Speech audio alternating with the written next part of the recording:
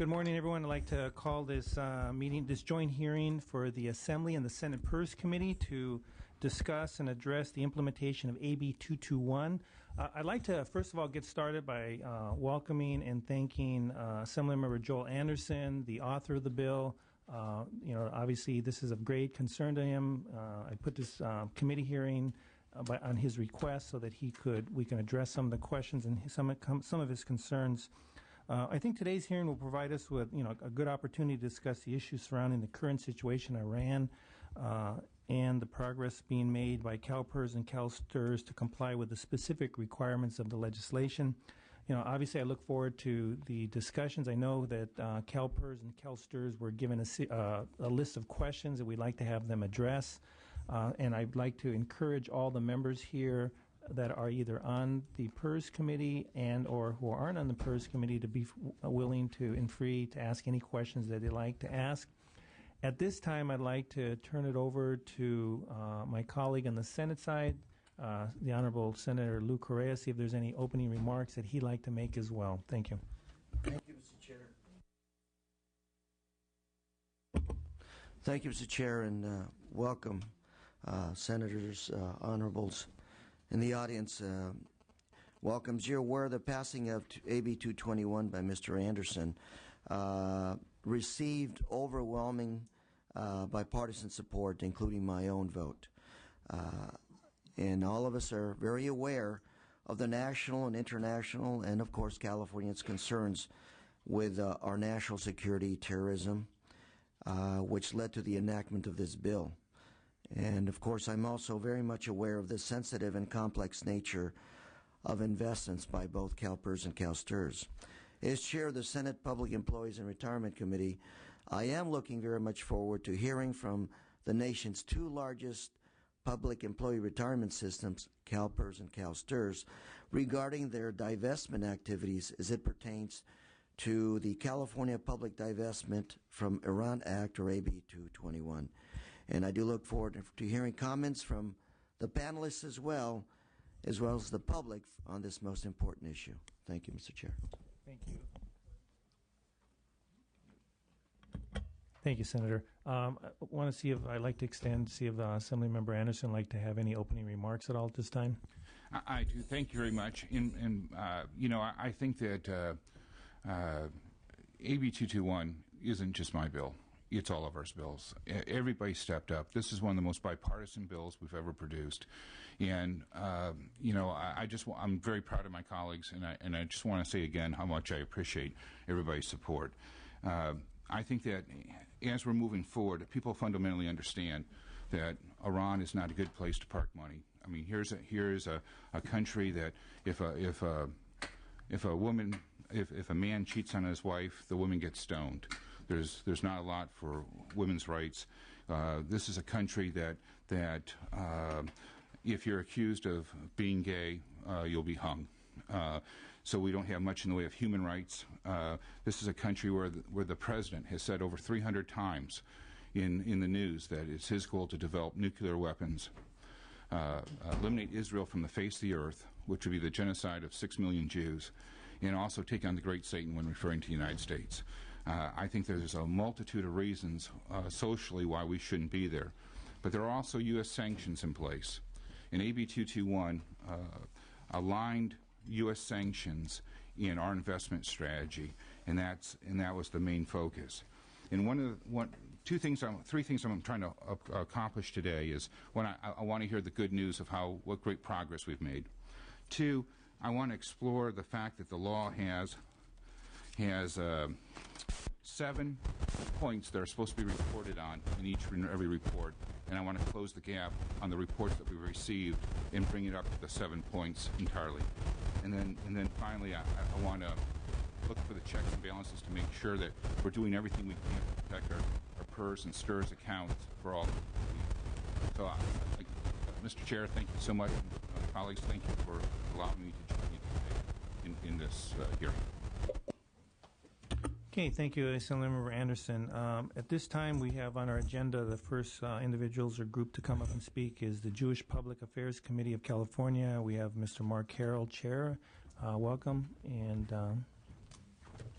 thank you.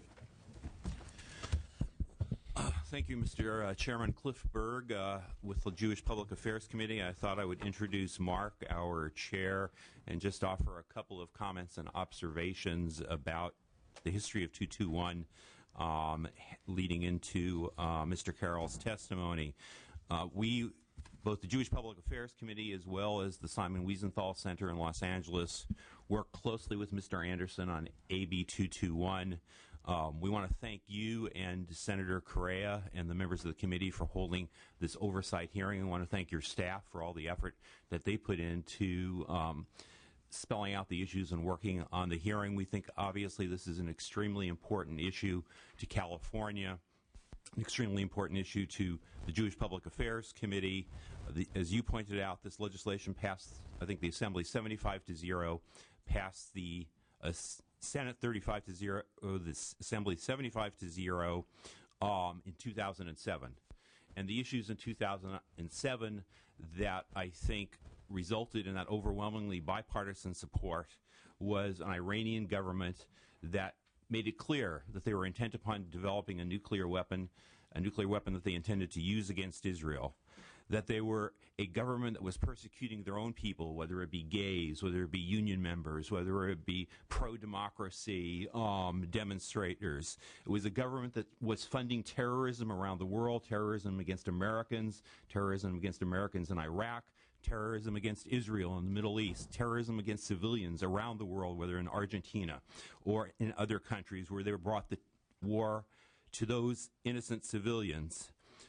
What is different between 2007 and 2010? Well, we saw over the weekend that Iran is developing and is accused by the United Nations of developing a nuclear warhead. Iran continues its program of enriching uranium in defiance of both the United States and the United Nations. The world is moving to increased sanctions against Iran today, even as we speak. We have seen the Iranian people rise up in the streets to resist the repressive government. When this bill moved through the legislature, we were asked in the preliminary discussions, is this bill unfair? Is it persecuting the Iranian people? The answer was that this bill was never about persecuting the Iranian people. This bill is about helping the Iranian people resist the tyranny of a repressive government that hangs people who are in favor of democracy. At the time this bill moved through the legislature, there was only two entities that opposed this legislation, CalPERS and CalSTRS. They are now entrusted with implementing the law. So I think it's an important question for this committee and the members who have joined it to ask, which is, those entities that oppose this bill on the basis of the fact that divestment was not an appropriate tool to send a message to the Iranian government, how are they implementing the law? And they argue that divestment is not effective, but in reality, it's certainly not effective if you never do it. And those are the questions that we hope will be addressed by the committee. I want to thank Mark Carroll, who is the chair of JPAC. And as chair of JPAC, Mark is a volunteer. He has a real job in Los Angeles that he took the day off to come up here. JPAC, the Jewish Public Affairs Committee, represents all the Jewish agencies around California, Jewish federations, Jewish community relations councils, Jewish family services. And Mark, as a volunteer, is spending his time this year as chair of the organization working on these important issues. I will turn over to him his eloquent testimony, which really outlines the issues in terms of implementation. Thank you for your time. Thank you for your interest. Thank you, Cliff. Mr. Chairman and members of the committee, my name is Mark Carroll. I'm the chair of the Jewish Public Affairs Committee of California. JPAC is the largest single-state coalition of Jewish organizations in the nation, representing Jewish communities and nonprofit organizations across the state. I should note that several of our board members are members of either CalPERS or CalSTRS, myself included. I'm formerly a state employee and a vested member of CalPERS. I am pleased to be here today to discuss the implementation status of Assembly Bill 221 that JPAC supported in 2007 and has continued to watch since then. After several meetings with top executives from both CalPERS and CalSTRS, we've been both frustrated by the inaction and dismayed by the persistent excuses offered for why the largest state employees pension fund in the nation and the largest teachers pension fund in the nation feel it's acceptable to ignore the law, a law that did not just pass both houses overwhelmingly, it passed without a single no vote. AB 221 effectively sets forth three requirements of the funds. First is identification. By June 30th of 2008, each fund was required to determine which companies were subject to divestment because the companies had business operations in Iran's energy sector. Each fund issued a report listing the firms, and while the list has changed slightly over time, there are about 23 CalSTRS investments and about 24 CalPERS holdings that this law would apply to. The second phase is notification. Within 90 days after identification, the funds were required to request the identified companies take substantial action to remove themselves from doing business in Iran's energy sector.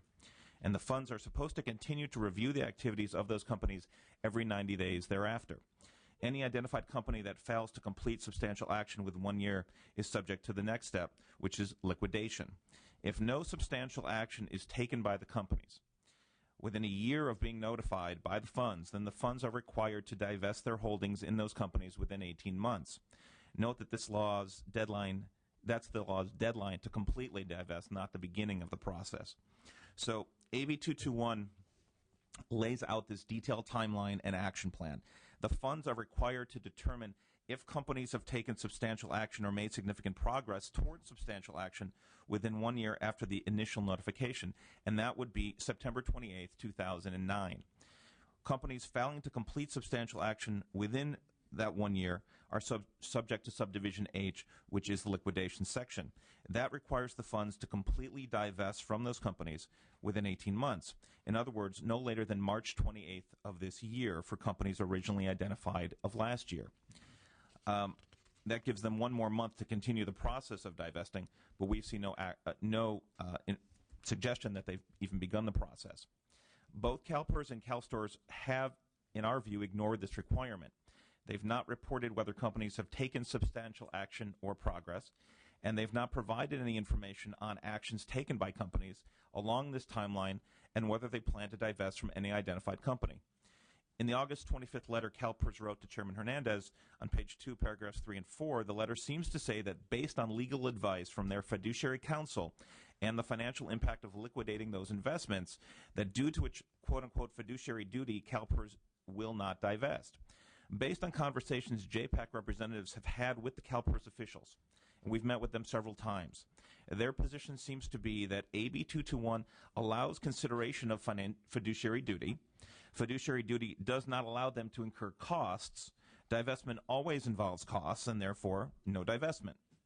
So they're using their own interpretation of fiduciary duty, one that disallows any divestment whatsoever, even though costs are incurred every day by CalPERS and CalSTRS in the regular course of maintaining their portfolio. Under Article 16, Section 17 of the California Constitution, it says, the assets of a public pension or retirement system are trust funds and shall be held for the exclusive purposes of providing benefits to participants in the pension or retirement system and their beneficiaries, and defraying reasonable expenses of administering the system. In other words, incurring reasonable costs to administer a fund is expected in the regular course of business.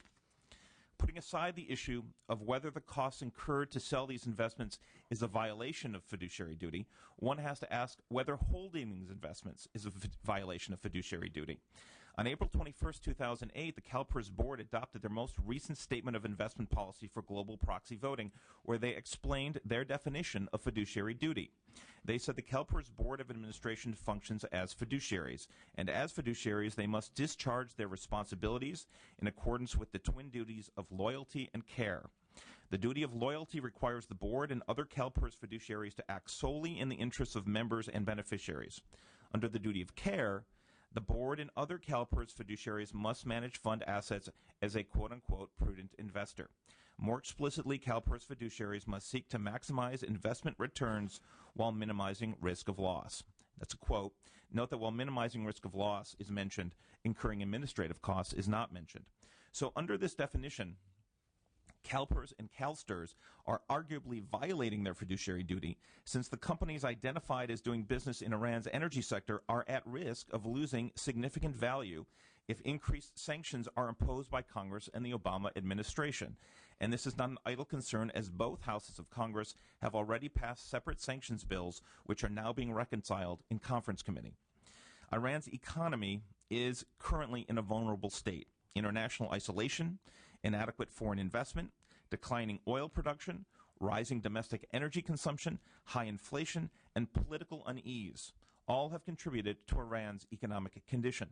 In 2001, the SEC determined that companies with business operations in terrorist-sponsoring states, such as Iran, are exposed to a special category of risk known as global security risk, a combination of risk to both share value and corporate reputation that stems from a publicly traded company's international activities and the security-related concerns generated by connections to terrorism and weapons proliferation.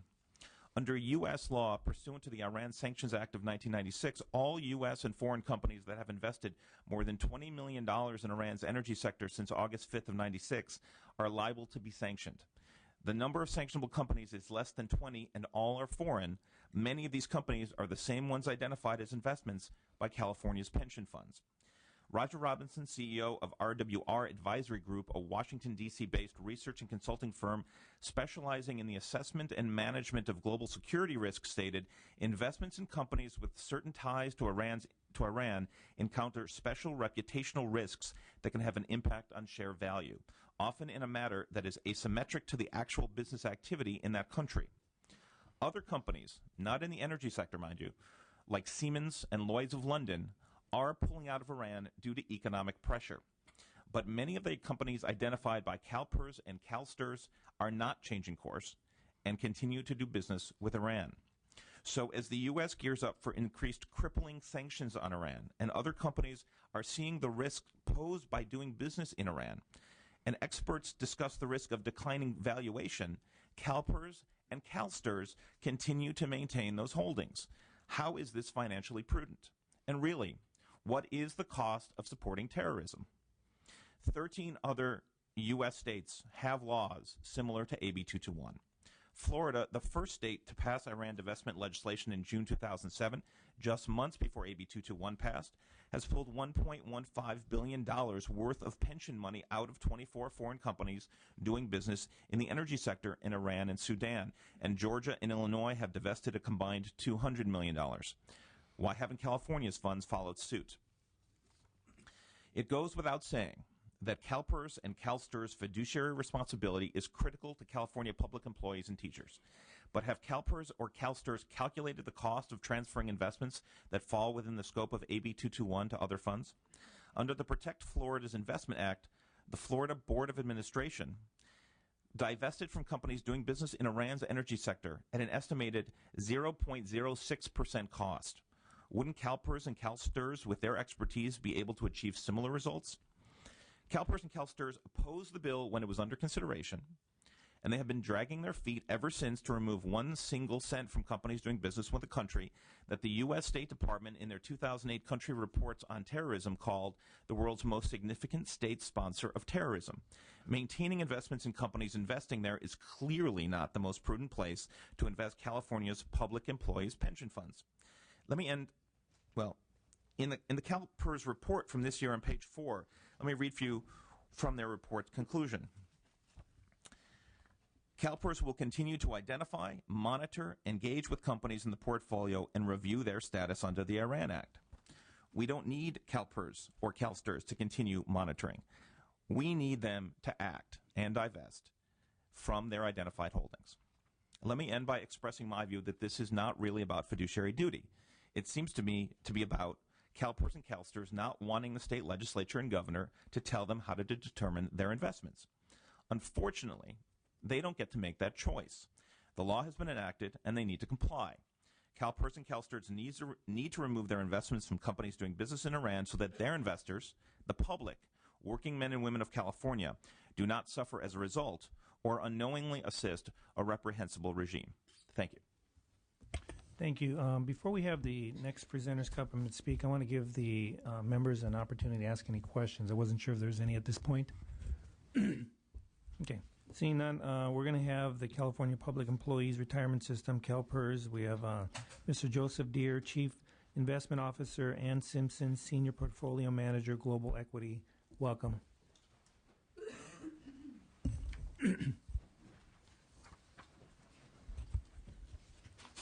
Good morning, and thank you. And I know you were provided with some questions that we'd like to have answered as well. So please proceed. Thank you, Chairman Hernandez, Chairman Correa, members of the committee. I'm Joe Deere, Chief Investment Officer of CalPERS. Thank you for giving us the opportunity to report to you on how CalPERS has implemented the provisions of the California Divest from Iran Act. I'm joined today by my colleague Ann Simpson, who's a Senior Portfolio Manager for Global Equity and head of our Corporate Governance Program. Together, we'd like to explain to you how CalPERS has been going about implementing the Act and answer any questions you may have. Let me start at the outset with 3 points. First, CalPERS is fully committed to implementing the provisions of the Iran Act. I and my staff are devoting significant time and attention to assuring that this is the case. CalPERS has diligently met the Act's requirements. In important respects, we're going beyond what the Act requires. Second point is that CalPERS as an organization has a long history of concern with issues of human rights and corporate responsibility from a global perspective. I share that, my staff shares that, and it's certainly the direction of our board. CalPERS knows from long experience that our position in share ownership in companies gives us a powerful voice to bring about change, and we have not been afraid to exercise that voice. The situation with companies doing business in Iran is no different. Third, CalPERS has a fundamental and overriding duty in all of its activities. That is the duty we owe to our beneficiaries, the law enforcement officers, firefighters, school employees, the 1.6 million active and retired public employees of the state of California. The Iran Act itself specifically recognizes this fiduciary duty. And I'd like to quote, it says, "Nothing in this section shall require the board to take action as described unless the board determines in good faith that the action is consistent with the fiduciary responsibilities of the board." The state constitution is equally clear about what fiduciary duties means. The board must carry out these duties, and I quote, "solely in the interest of and for the exclusive purposes of providing benefits to participants and their beneficiaries, minimizing employer contributions thereto, and defraying reasonable expenses of administering the system." It further states, and I quote, "the legislature may by statute continue to prohibit certain investments by a retirement board where it is in the public interest to do so, and provided that the prohibition satisfies the standards of fiduciary care and loyalty required by a retirement board." CalPERS is therefore obligated by law and the Constitution to consider all of its decisions through the lens of fiduciary duty. It's not a choice, it's a requirement. For a fund the size and complexity of CalPERS, these are not simple issues to weigh in the balance. However, CalPERS board has approached this Iran Act in good faith and made its decisions with prudence and care. Let me now turn the microphone over to my colleague, Ann Simpson, but I thank you for your attention. Thank you. Thank you, Joe. Good morning, Senator Correa, Assembly Member Hernandez, members of the committee. Thank you for inviting us today. I would like to do 2 things. The first is I'd like to explain how the investment strategy of the CalPERS portfolio is put together, because that sets the backdrop to making a decision about fiduciary duty. And then secondly, I would like to walk you through the actions that we've taken to demonstrate very clearly to you that we have complied in full with each of the provisions and the deadlines that the Act requires. And to that end, we've provided you with a chart, and also we have a portrait of the chart up in the corner, which I will briefly walk you through. And then Joe and I, of course, will be very happy to answer further questions that you might have. The first requirement of the Iran Act is that CalPERS identify the companies in its portfolios which have business activities in Iran. I want to make quite clear from the outset that CalPERS does not invest in Iran. It is not a country in which we directly hold securities. We do hold securities in the region, for example in Israel. And the reason for that is that our $100 billion exposure in public markets is invested according to a global index. That index is constructed by the FTSE Group, and it is intended for a large fund like ours to be able to capture global market returns. Therefore, any company that we are engaged with regarding the provisions of the Iran Act is not incorporated in Iran, and it will therefore be a company which is operating in a wide range of markets. The reason for us having this approach is for two reasons. The first is to capture the global returns. Secondly, because it allows us to diversify. With a huge fund such as ours, risk management is critical. And thirdly, it is a way to allow us to invest the money in a very cost-efficient way. Passive indexed investment is a very affordable and very effective way of investing the money. Let me now walk you through the chronology of actions that we've taken to comply with the Act, with that background in mind with the portfolio. The first requirement, as was rightly said earlier, is to identify the companies. As soon as the law became effective on January the 1st in 2008, CalPERS staff immediately and diligently began work on this task, which is no small feat given that we hold some 10,000 companies in our portfolio, many of them overseas.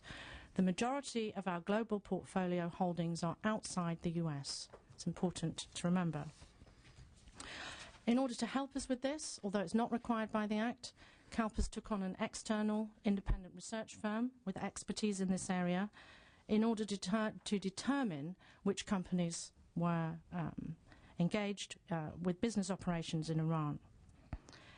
Following this, and in line with the deadline that had been identified, the next available meeting after the June the 30th timetable for the first report to the board, we went to our investment committee with a list of 47 companies that we'd identified that met the criteria. As the law specified, we sent notices to each of these companies on September the 12th, and the letters were clear and they were firm. We stated that the Iran Act requires that CalPERS avoid investing in companies with business operations in Iran unless specific conditions are met. Those conditions include, as was stated, a significant boycott of the Iran government, a curtailment of business in Iran, sale of Iranian assets, or proof that the company was engaged in humanitarian efforts. We asked for a written response on each company's plan of substantial action or, as required under the law, sufficient progress towards compliance, and set a deadline of December the 12th, 2008 for that reply, consistent with the timetable set out in the law. We told the companies that if substantial action did not occur, or one of the other exemptions was not met, the test under the Act was not met, that the CalPERS board would be required by this law to consider divestment of the company's shares. We followed up in early November and again in early December when we had 17 of those companies that had not responded to our request. By the end of December 2008, I'm glad to say that 10 of those original 47 companies provided us with a response which demonstrated that they met one of the criteria under the Act. In other words, they could demonstrate they had no business activities, or secondly, that they were winding down their operations and pulling out. The circumstances around those decisions we'd be happy to talk to you about in more detail. We went to an exacting level of detail in this process. For example, Danieli & Co. were contacted because our external research firm had identified a single customer of theirs as being located in Tehran. That may have been the extent of their involvement, but it prompted our engagement, and it also prompted their decision not to continue business. In contrast, Total has significant operations in Iran, where it was operating under a waiver from the US State Department. Despite this, we engaged with them actively. As Chief Investment Officer Joe Deere met with their staff at their European headquarters in Paris to talk about this issue in great depth. They explained to us that they were not going ahead with new investments, and also that they were now simply collecting royalties on previous investments. And we accepted their argument that this did meet the test of curtailment for the following reason. If Total walked away from those investments, the money left on the table, would be picked up by the Iranian government. And from our point of view, it's better that given the costs of those investments were borne by Total shareholders, including CalPERS, that we should also receive the profits and the fees from the government. Total, therefore, was one of the companies that we considered had met the test of curtailing activities in Iran. So in this first early phase, we had significant progress from both small and also major companies reviewing their operations in Iran, which we consider was strongly supported by our requests for them to cease operations, withdraw, or have an exemption for humanitarian grounds under this law. For that reason, 10 companies from the original 47 were removed from the initial list. We prepared our report, therefore, to the legislature on December the 31st, 2008, to meet the deadline as set in the Act, that 37 now, a reduced number of companies in our portfolio, were subject to the provisions of the Act. We continued our process of engagement, review, and communication with the companies. The next step that is important for us to consider, and it really goes to the heart of today's concerns, is the timing required, as set out earlier, that we come to the CalPERS board for them to consider divestment of shares in the remaining group of companies that had not met our requests. By the time of that board meeting, February 2009, we were down to 28 companies. In other words, this pressure, this request to pull out, to shut down, to stop, was, in our opinion, was delivering results. But the board then had a significant group of 28 companies to consider. As Joe has set out, the requirement to do a fiduciary analysis at this point is set out under the Iran Act. It is not something that CalPERS took some discretionary decision to impose upon itself. It is part of the Iran Act, and that in turn refers to our duties under the Constitution. This is how the board approached the situation. First, having identified the 28 companies, they asked staff to calculate the costs of divestment and the impact on the portfolio's risk and potential returns. The board also asked its external professional pension consultants, Wilshire Associates, to go over these numbers.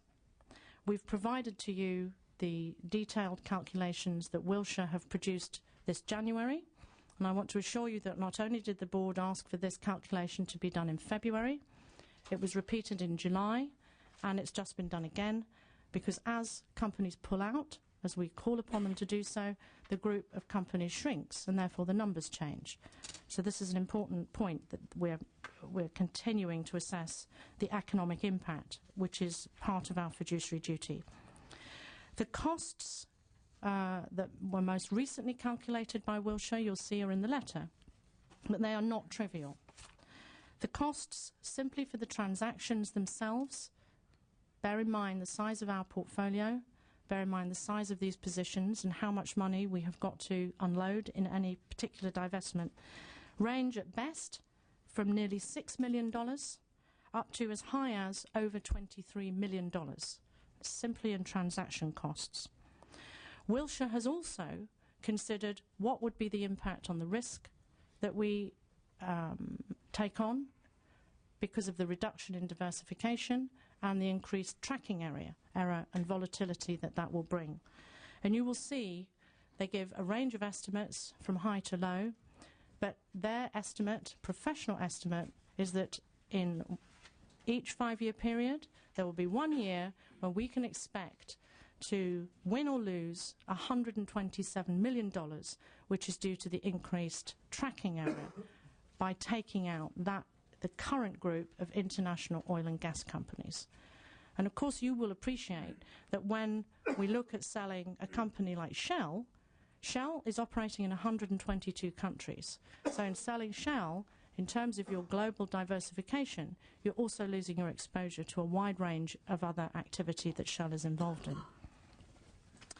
The board also took external and internal legal advice to help it form a view as to whether these costs, direct costs, the additional risk, and the potential adverse impact on returns could be taken on.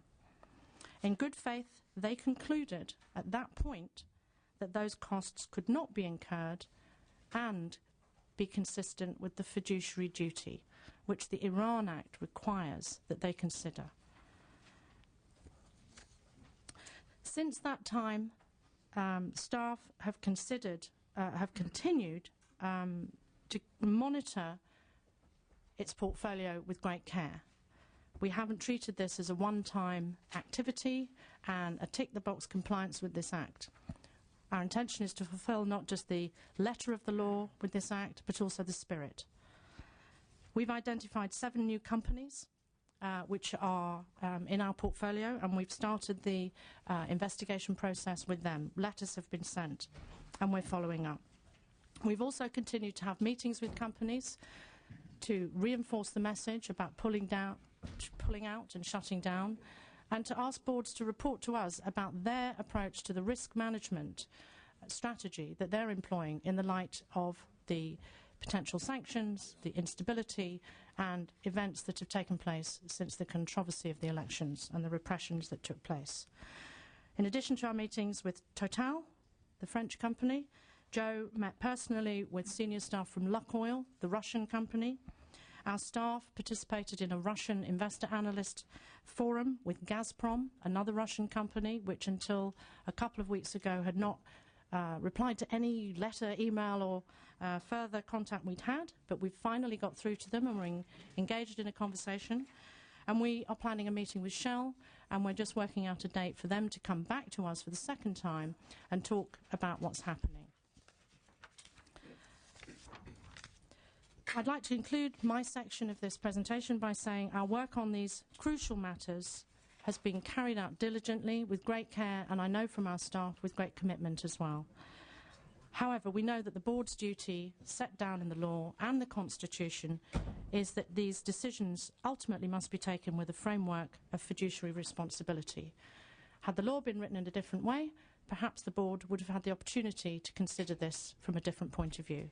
But our duty is to follow the law, and I hope that we've demonstrated, Assembly member and Senator and members of the committee, that we have acted in good faith diligently to fulfil this Act. Thank you. Thank you. Help me understand. I've got just a couple questions that I was jotting down your flow chart here for the Iran Act timeline. And you said you originally had 47 companies that are identified. Yeah. 17 did not respond. 10 did not demonstrate any activity, so they were removed to the list, so that brings you down to a total of 28. Now, when you're saying you have 7 new companies, was that added to the 28? That's correct. So now we're at 35 companies. And then my understanding is that you looked at the cost analysis. If you were to divest and have those companies removed, it would be anywhere from $6 million to $23 million in transaction costs, but there's an additional, I'm understanding you said there's an additional risk of $127 million to divest. So what you're telling me is that you still have these companies in CalPERS and you have not divested from 32 or 30 whatever companies. But my question to you is, have you at all asked or analyzed what the potential cost would be if there is some large global, war on terror, or Iran shoots a nuclear missile, or, and those companies that are now caught in that part of the world where there's unrest, what are your costs then if those companies should go completely belly up, or if there's, God forbid, a war in that region? Have you at all looked at those and asked those questions at all? And then my final question is, if that's the case, why are we still having 30-some companies still in Iran? Well, we certainly consider risks in the portfolio, and it's a constant source of discussion, both at specific company level as well as the largest considerations of the portfolio. The primary risk tool a pension fund has is diversification. That's why we invest in all of the listed stocks in the world. So if some are hurt by events that come on, some are going to gain. Now, if there's conflict in the Middle East, all investors will suffer. There will be no place to hide from the consequences of that. But just as some companies do well under a given set of circumstances and others don't, the circumstances change, and the companies that were doing well don't, and the ones that were not very well do. That's the essence of a diversified portfolio. So you're telling me that you're willing to take the risk for some world risk and lose that as opposed to taking the risk for the potential $127 million? Well, we always take risk. It's the nature of investment. That's why we get a return for the consequence of taking the risk. The world oil market is global. If supply is pulled from the world oil supply, oil prices will shoot up, and all businesses, all consumers will be affected by that change in oil price. So it's not possible to select some oil companies that wouldn't be impacted and a gain from their situation. So my understanding is you are doing your fiduciary responsibility following the Constitution of the State of California, and what you're telling me is that you're not going to divest from these particular companies. Sir, we are here to tell you that we've done everything we can to comply with all of the requirements set forth in the Act. And one of the requirements set forth in the Act But that's not the question. we remain So true at the to end our... of the day, you're not going to divest these companies from Iran then? These 30-some companies? As of today, we have not. No, are you going to then? We are always evaluating the portfolio. The question will be if the cost of divestment is exceeded by the risk of maintaining that position in the portfolio, then the question of fiduciary duty turns to the decision to divest. Thank you. Was there any questions from any of the members? I noticed, I don't know who went up first, sorry. I just saw this side. We'll start with Assemblymember Blumenfield, then we'll go this side, and then Senator Ashburn. Assemblymember Blumenfield. Okay. Just for starters, I'm very disturbed by what I'm hearing. And before I get into some of the more broad things, I want to clarify something specific, ma'am, that you said. You said at the end, until last week, there was a company that didn't respond. I think you said something to that effect right near the end of your testimony. Is that true? There's a 17 companies that didn't respond, correct? Yes. Yeah. So what that means to me is you sent this notice out. For several years, that company hasn't responded. You know that they're doing business in Iran, and no action has been taken.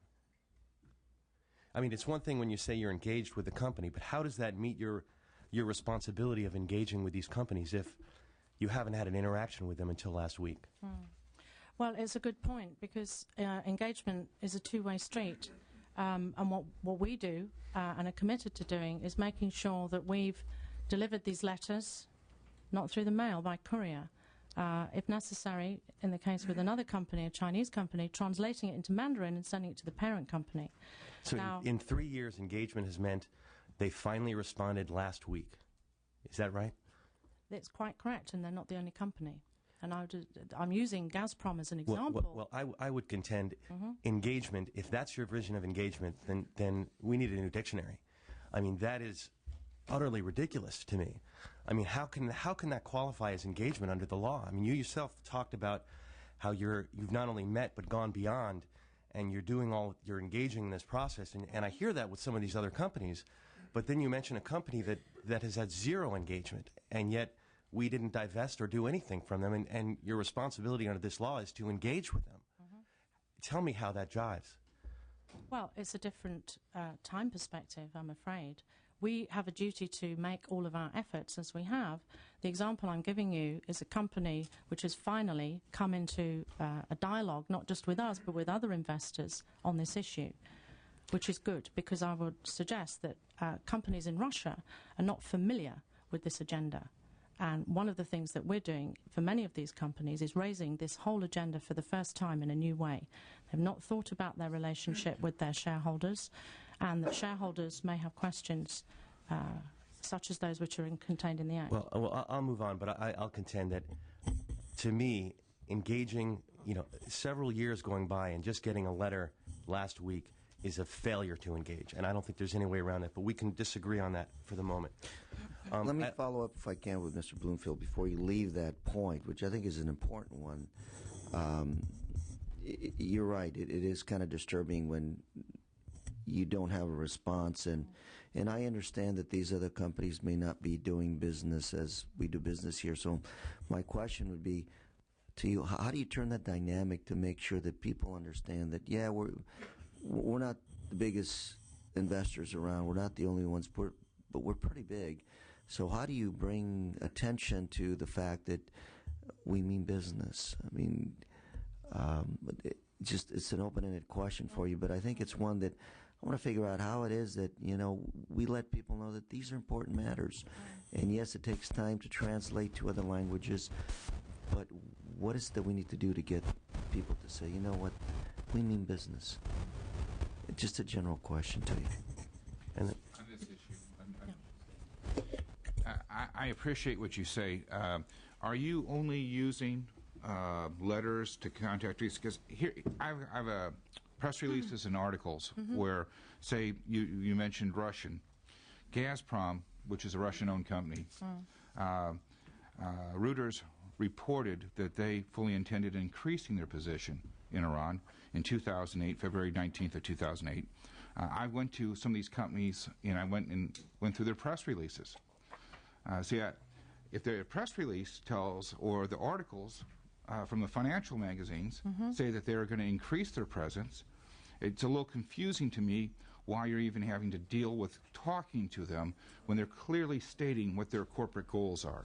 The second part is I sent you all a letter, and I asked you specific questions about where our positions were at 3 times in history, and you chose to send me your same report back highlighted like as if I hadn't read it.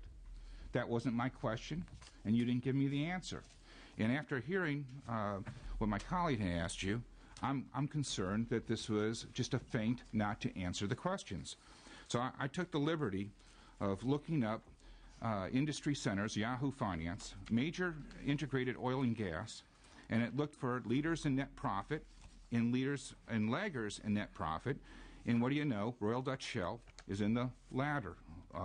But you have Chevron, ExxonMobil, BP, all these other companies that are not in Iran outperforming them. So I get your idea, but I also have a kind of follow-up question. So I assume that we were at one point invested in Enron. At some point, we made a decision that Enron was a bad, and we probably had a large position.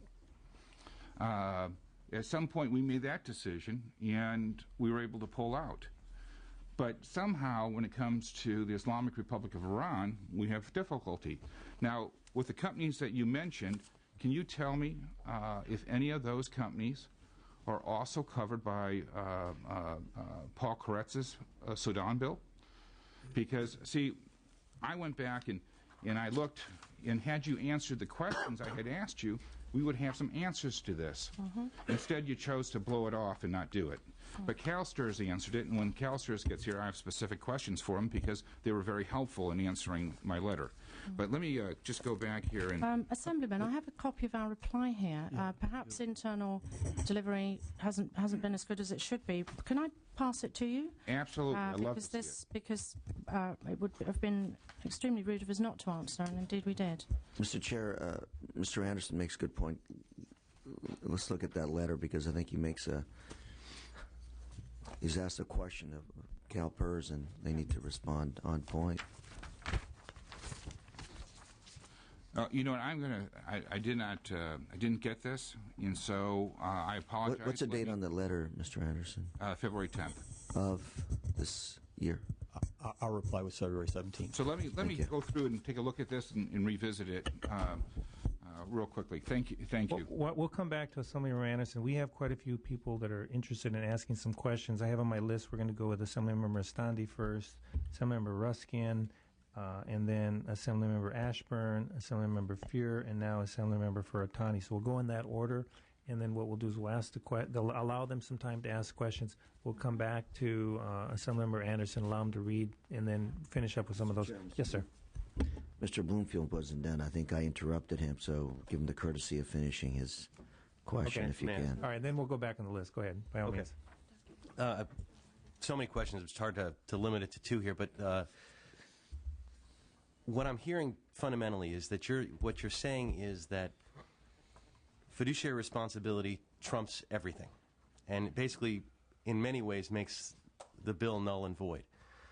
The underlying bill, that you're going to look at the finances most importantly, and I wonder how far that extends. If you found out that a company was making good profits, but they were doing so because they were engaged with a Colombian drug cartel, and that was producing record profits, and you were engaged in them, but clearly this was illegal, and you knew that the United States was, as a country, was putting sanctions on the drug cartel and was doing all sorts of things to prevent it, and and we here in the state were asking you to divest from that, would we get the same response, or would that be different? Is there no limit? This is a very important question. To your statement that we put fiduciary duty above all else, that is true. That is our duty. It's in the Constitution. We take it incredibly seriously. We also take the responsibilities handed to us under the Act seriously. We did all of the steps that were required under the Act, except we did not, as of today, divest from any companies. But if I could take a minute about our portfolio, because I think it's under that hypothetical, you're saying that would be the very same situation. Well, I'm trying to answer that. You think about investment often from the standpoint of a company and an investment decision to invest or to sell an individual stock. We hire managers who do that for us. But our equity portfolio is about $105 billion. We largely use a strategy that wants to have a market exposure. We want to own all the stocks that are publicly listed in the world. So we're not trying to buy and sell out of individual companies. Some of these companies do truly wonderful things, invent drugs that cure diseases. Some of these companies do things that are not so wonderful that individual people of conscience would have difficulty with. But we own them all.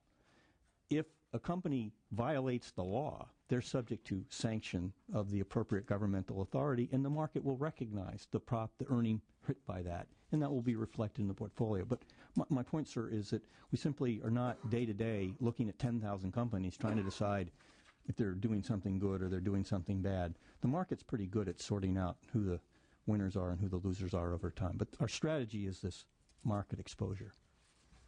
So I'm taking the answer to the hypothetical is yes, that wouldn't make a difference. And then I guess the follow-up to that is if you're not willing... No, I'm sorry. We hire external managers who make individual buy and sell decisions about stock, and we compensate them for their success or failure in recognizing that. I would agree with you that a company that violates the law in the way you prescribe, probably not a good investment. Even if it's showing great rates of return. Well, I'm struggling to find a company that that would meet your example, because as we've stressed, our duty is to follow the law, and if under some law a Colombian drugs cartel becomes a legal investment, that would be I'm sort of struggling to find a situation in which that would be the case, where criminals were able to receive investment from a fiduciary. Well, in foreign countries, and the analogous thing here is that the United States is sanctioning certain companies, and it may not be for their involvement in a drug cartel, but it's because of their involvement in the Iranian oil sector. So you do have a situation where you may have a foreign company that under the international laws is allowed to have all sorts of investments, but under the lens of what's good for the United States of America, we decide that is not a good investment, and we put sanctions on it. In fact, we prohibit U.S. companies from making certain investments, but you as an investor are free to invest in foreign companies, and those companies may be doing things that we don't like. And to your point about the investors looking at things, I mean, I would argue if we, yes, the market will sort itself out, but here's a case where we clearly know with the sanctions coming up that their market's going to sort itself out. Those companies are going to go down when they're sanctioned by the U.S. It would be in CalPERS' financial interest to divest, in addition to, frankly, being in the interest of obeying the law as it was laid out, which frankly, to me, it seems like CalPERS is in violation of. I'd just like to add that the message that you've just conveyed is one that we agree with, and it's the message that we've taken to these companies. And so far, our group of 47 has come down to 23, because those companies, in our discussion, they've pulled out and they've shut down and they've withdrawn for precisely the reasons that you're saying. But some of those companies you've never even had contact with until I'm sorry? Some of those companies, this engagement has not even included a contact. No, we've written to all of them. We've faxed all of them. We've phoned all of them. Now, whether a company acts or whether it writes back, what we're looking for is action. And that's what we've monitored and reported. They get our letter, read it, and don't write back, okay, maybe that is a lack of common courtesy, but what we're looking for is action. And that's what we're marking in our progress report. And they have how many years to respond? Is there any deadline? 90 days is set out in the Act, and that's what we've held them to.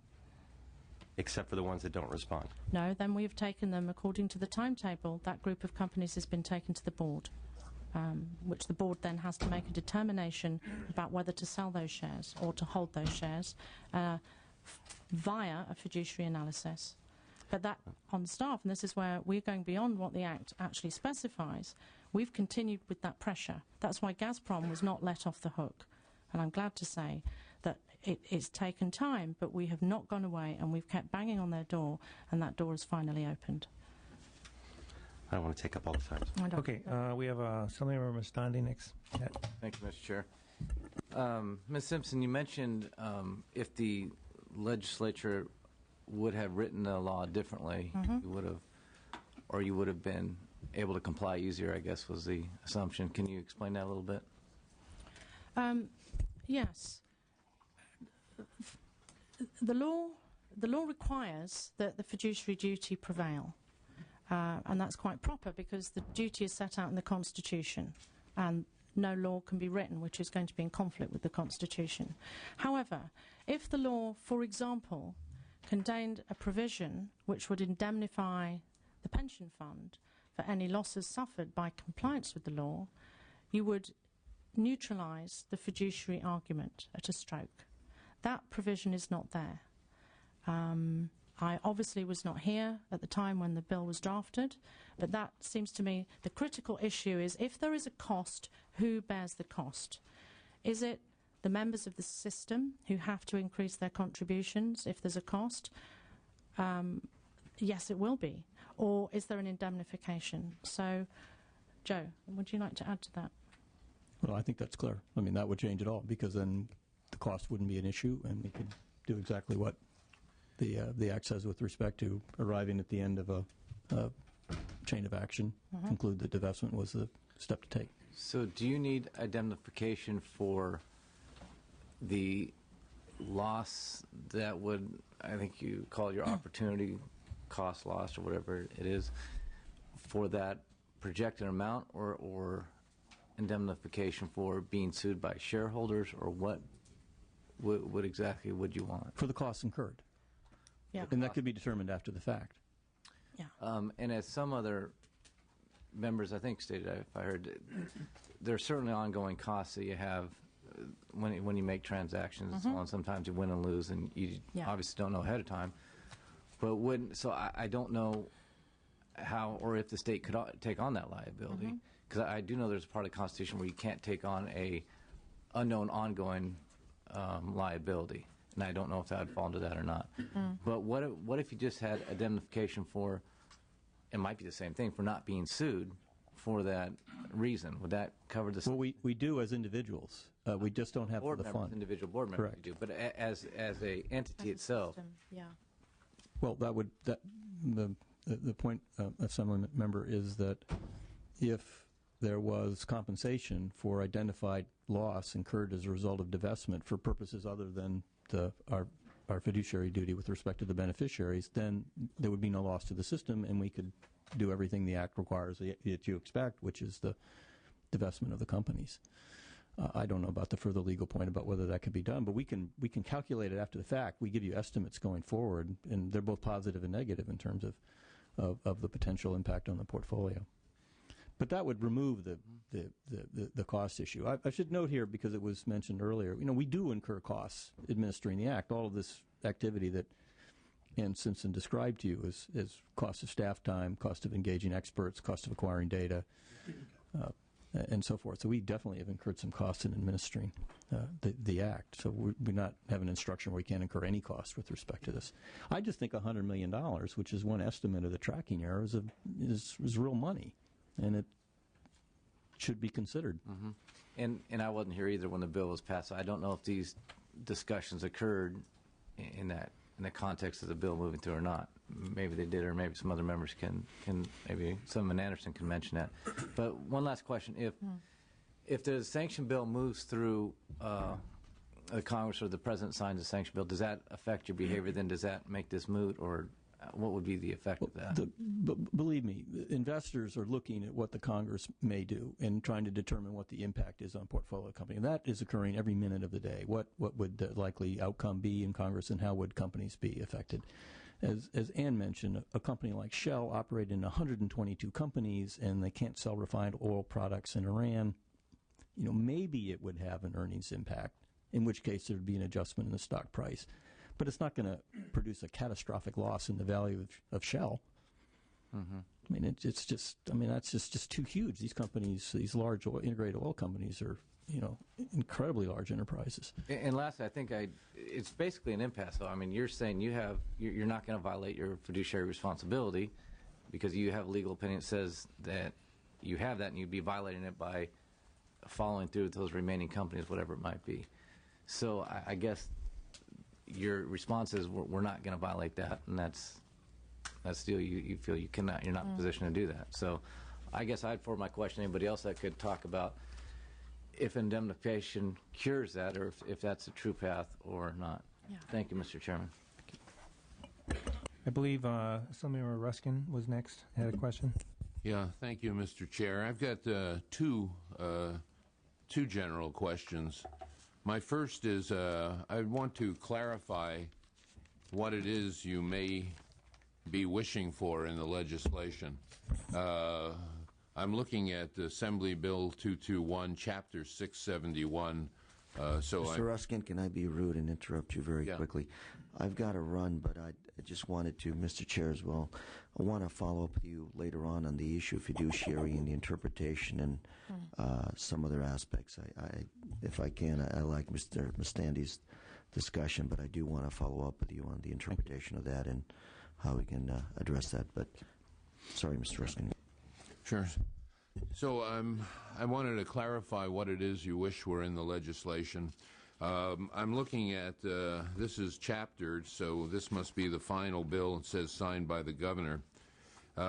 Looking at Section 3, 16642, it says Section 16642 of the Government Code is amended to read, you've probably read this, I assume, present, future, and former board members of PERS and STRS, I'm abbreviating, it's not in here, jointly and individually, state officers and employees, research firms described and etc., investment managers under contract, etc., shall be indemnified from the general fund and held harmless by the state of California from all claims, demands, suits, actions, damages, judgment, costs, etc., against all liability, losses, and damages, and it goes on in that spirit. Can you comment on that? Were you, what was it in addition to this that you... Everything except the fund itself, the actual pension fund, the trust. Okay. Let me ask you a question, and if you bear with me, let's say that you decided in a thoughtful way, after a thoughtful process, you decided you were going to divest from X number of companies that are on the list in accordance with the law. Let's just say you had made that decision in a lawful way, with due process. Can you tell me, give me an example of 5 things you would do at that point prior to the divestiture and reinvestment of the funds in other accounts? What are some of the things that you would consider once you had made that decision? So if I can understand your hypothetical, we've reached the decision point where we're going to take the company out of the portfolio. Right. Because of its noncompliance with the provisions of the divestiture in it. If we were in that circumstance, we go, all right, we've created a risk in the portfolio because we no longer have this exposure. So we're out of balance against the market exposure that I talked about.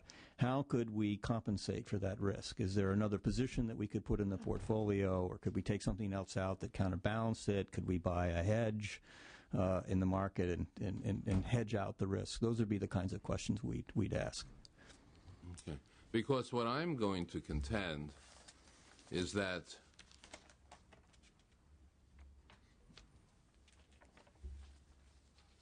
that when the constitutional amendment was passed, I don't think the intent was to pass an amendment that had no value.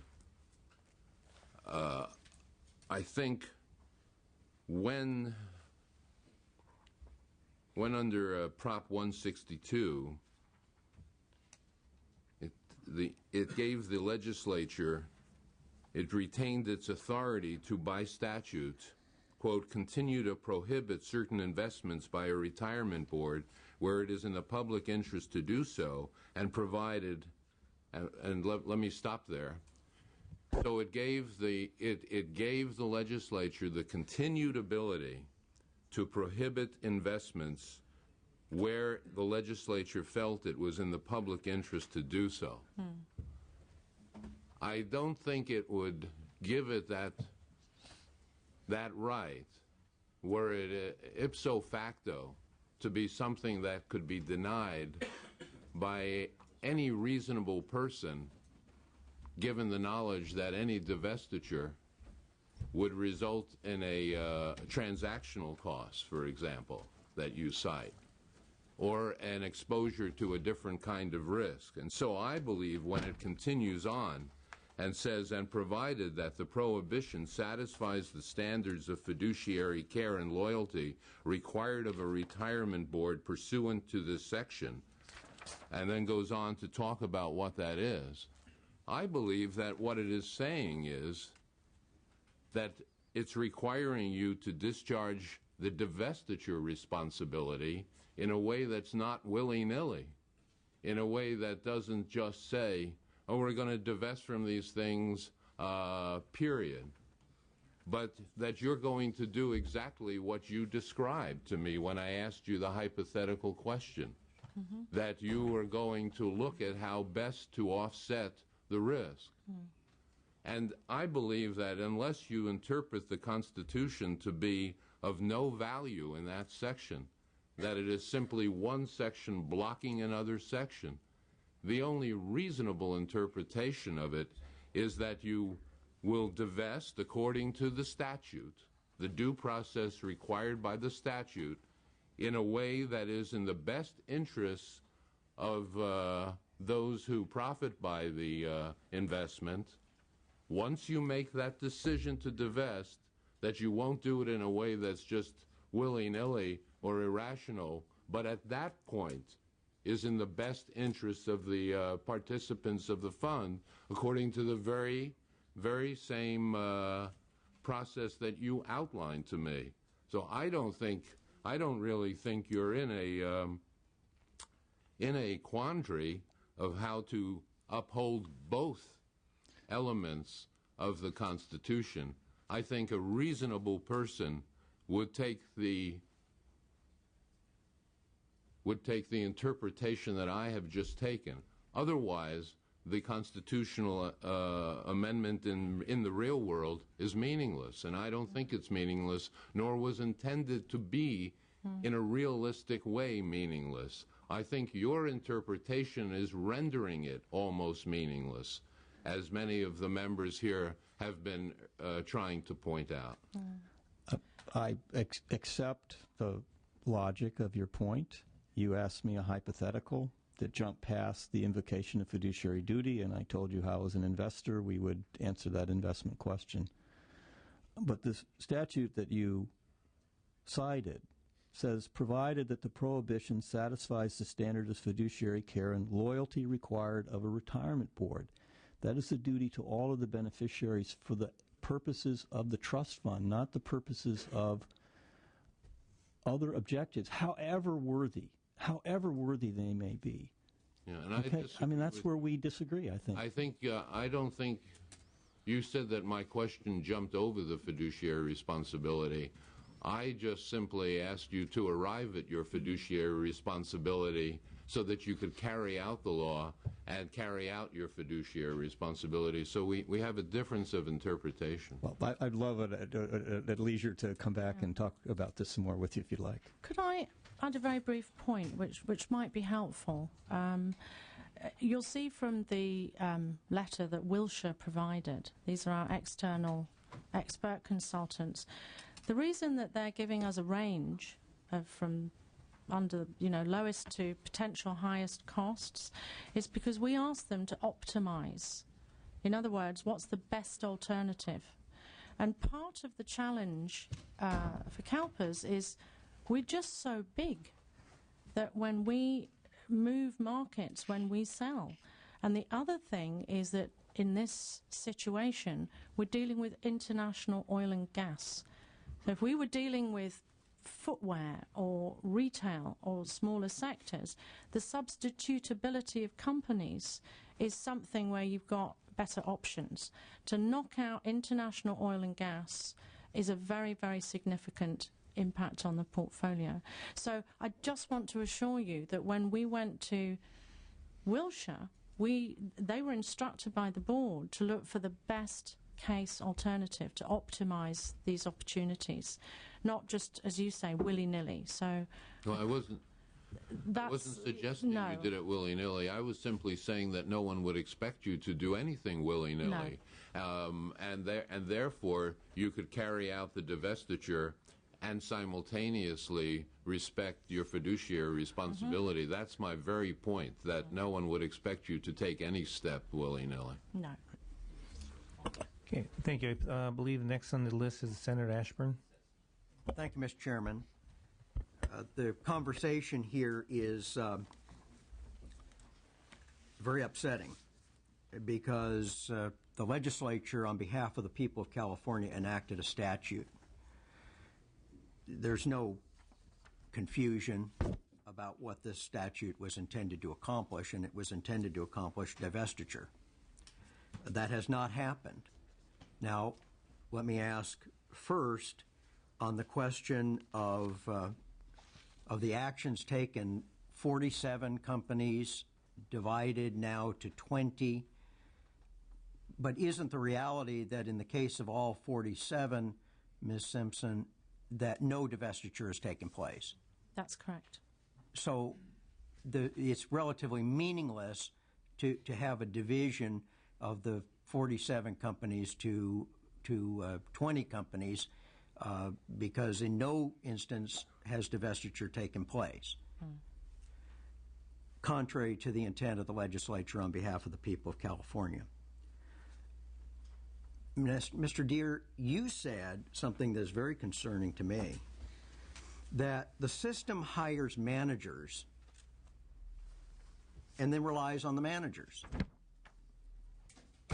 Is not there constant oversight of the activities of each of these investment managers on each of the stocks which they purchase?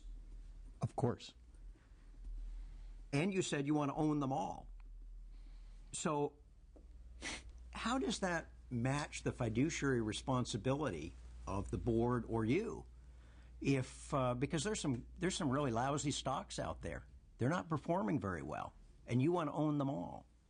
Well, I'd like to buy a lousy stock that's going to do better. I mean, when we want to get rid of stocks that are harmful to our national interest, and that's what we asked you to do.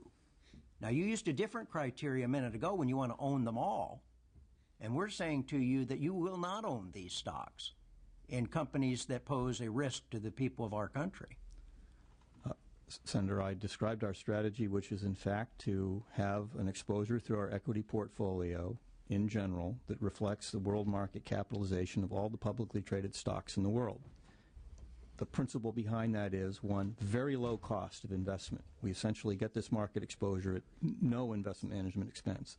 And secondly, the broadest possible diversification, which is one of the best management tools for risk management in the investment industry. I served for 9 years as a member of a retirement board, a 1937 Act county retirement board, $1 billion in investments. We did not want to own every stock because it wasn't in the best interest of the members of the system. It would have been a violation of our fiduciary responsibility. Which takes me to the question of transaction costs. You said, well, my gosh, we can't divest because we have transaction costs. What are the annual transaction costs to your system now for the buying and selling that takes place every single day? What's that number? The precise number I'll have to get for you. We estimated with respect to the transaction costs for implementing the RAN Act around $5 million. Just transaction buying and selling for these 47. Correct. It'd be interesting to know how that $5 million stacks up against the hundreds of millions in transaction costs that you incur now for the buying and selling. So, selling a stock is not something that occurs infrequently, nor does purchasing stock. You do it all the time. And so the question then goes to, if transition costs or transaction costs are not the impediment, then it must be the potential earnings. And so who calculated that if we pull out of this company and then take those funds and reinvest in this company in compliance with the law, that somehow there's a loss there? Who calculated that? Wilshire Associates, our general pension consultant, provided the estimate, which is in the material we handed to you. I would note, Senator, that calculation is not only potentially of loss, but also of gain. But simply by removing the stock from the portfolio, exposes the portfolio to a risk of not tracking the benchmark. And we measure our performance and we estimate the earning capacity of the fund against those benchmarks, as you would have learned as a trustee of the 37 Act fund. So it's tracking error, that difference in the benchmark, which creates a risk. In the case of loss, it's loss to the fund, but it could also be a gain, and the letter makes note. It's a plus or minus in front of that number. And how often has your system met the benchmark? That's why you hire an actuary every year to do one of these crystal ball analyses to set the potential rate of return for the year. How often are you accurate? Over long periods of time, we're quite accurate. Short periods of time, yeah, exactly. There's some, as you know. You miss the mark. You miss it. You miss it all the time. And so Wilshire may have missed the mark here. You sure as heck missed the mark in understanding what the legislature intended on behalf of the people of the state. And I don't think that, I think, all these words that are being used with respect to the fiduciary responsibility and the Constitution trumping the intent of the legislature in this statute, is very speculative on your part. Very, very speculative. Because that's what investments are. When you purchase a stock, you're speculating on what the potential earnings of that stock are going to be, or the potential loss. Speculative. There was no speculation intended in what we said ought to happen with the investments in Iran. We expected them to be divested. Do you happen to know offhand the other divestment activities of this system over the past few years? I'm reasonably familiar with respect to Sudan Act. Sudan. I've been at CalPERS a year. About tobacco? I've been at CalPERS since March 2009, so I'm not familiar in detail. I would like to, I would ask, Mr. Chair, that the system return to us with an accounting of the previous divestment activities and what actually occurred in those instances. Because I'll guarantee you that in the instance of tobacco, we got the heck out of it. And so, for some reason, there's a reluctance here. I don't know what it is, but I'm not satisfied with the explanations.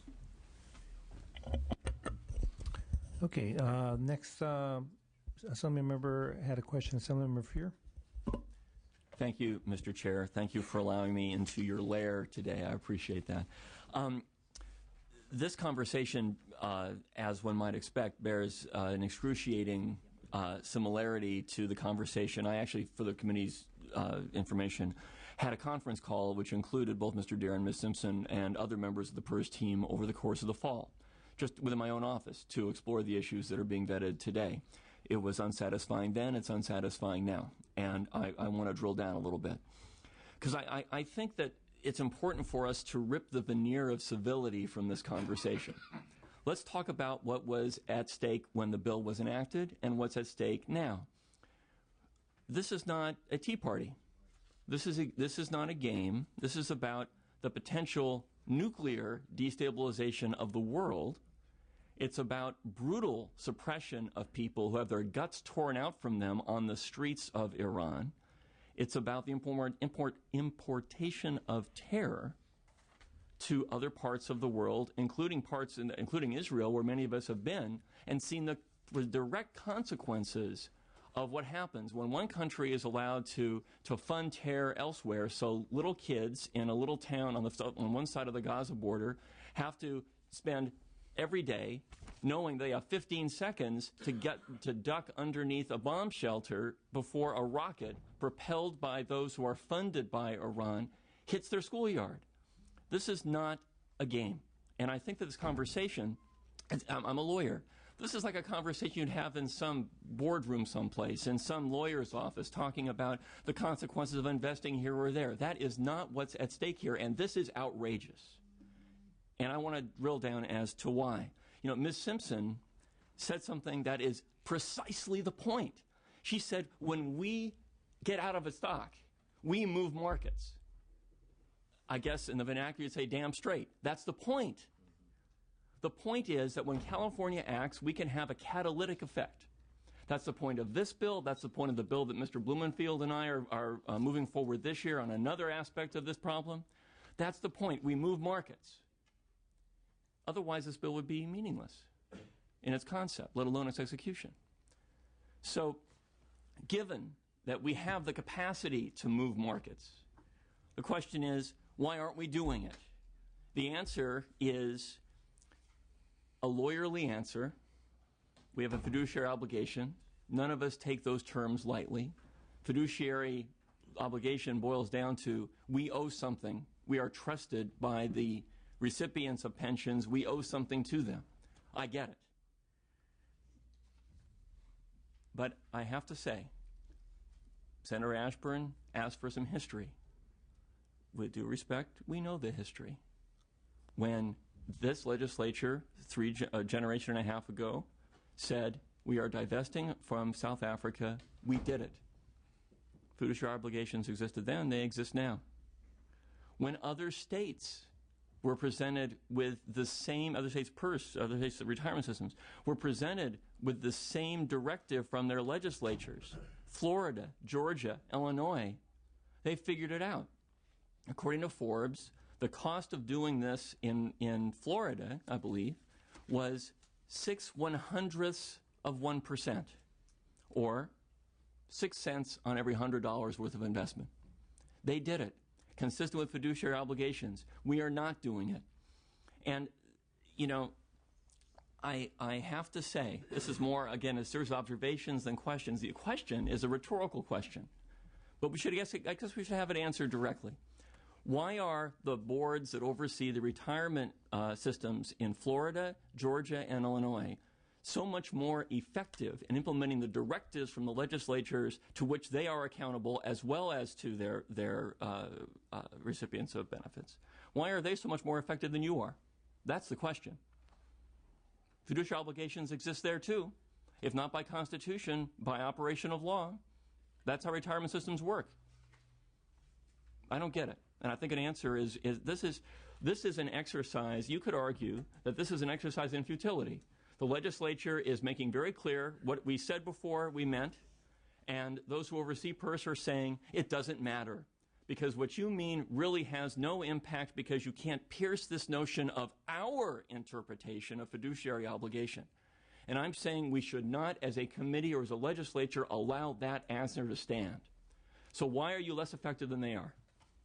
The laws of Florida and Illinois are not the laws of California, and we are trying to... They have fiduciary obligations there, too.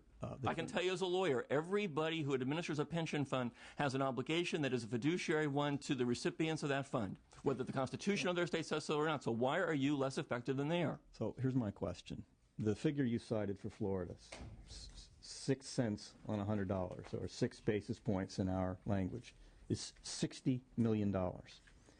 The passion you bring to this issue, the concern you raise, tells me that this is extremely important.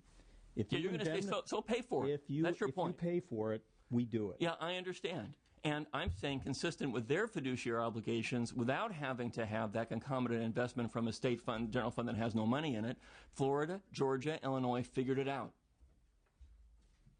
They figured it out.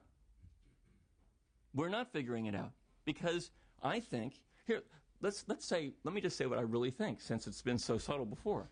What I really think is that those who operate PERS think, and so far they would think accurately, that they can shine us on. They think they can outlast us. We are term-limited members of a legislature who they feel they can trump by this interpretation. And the question is, will we let them? Thank you, Assemblymember Fuhrer. I'm glad you really told us what you thought.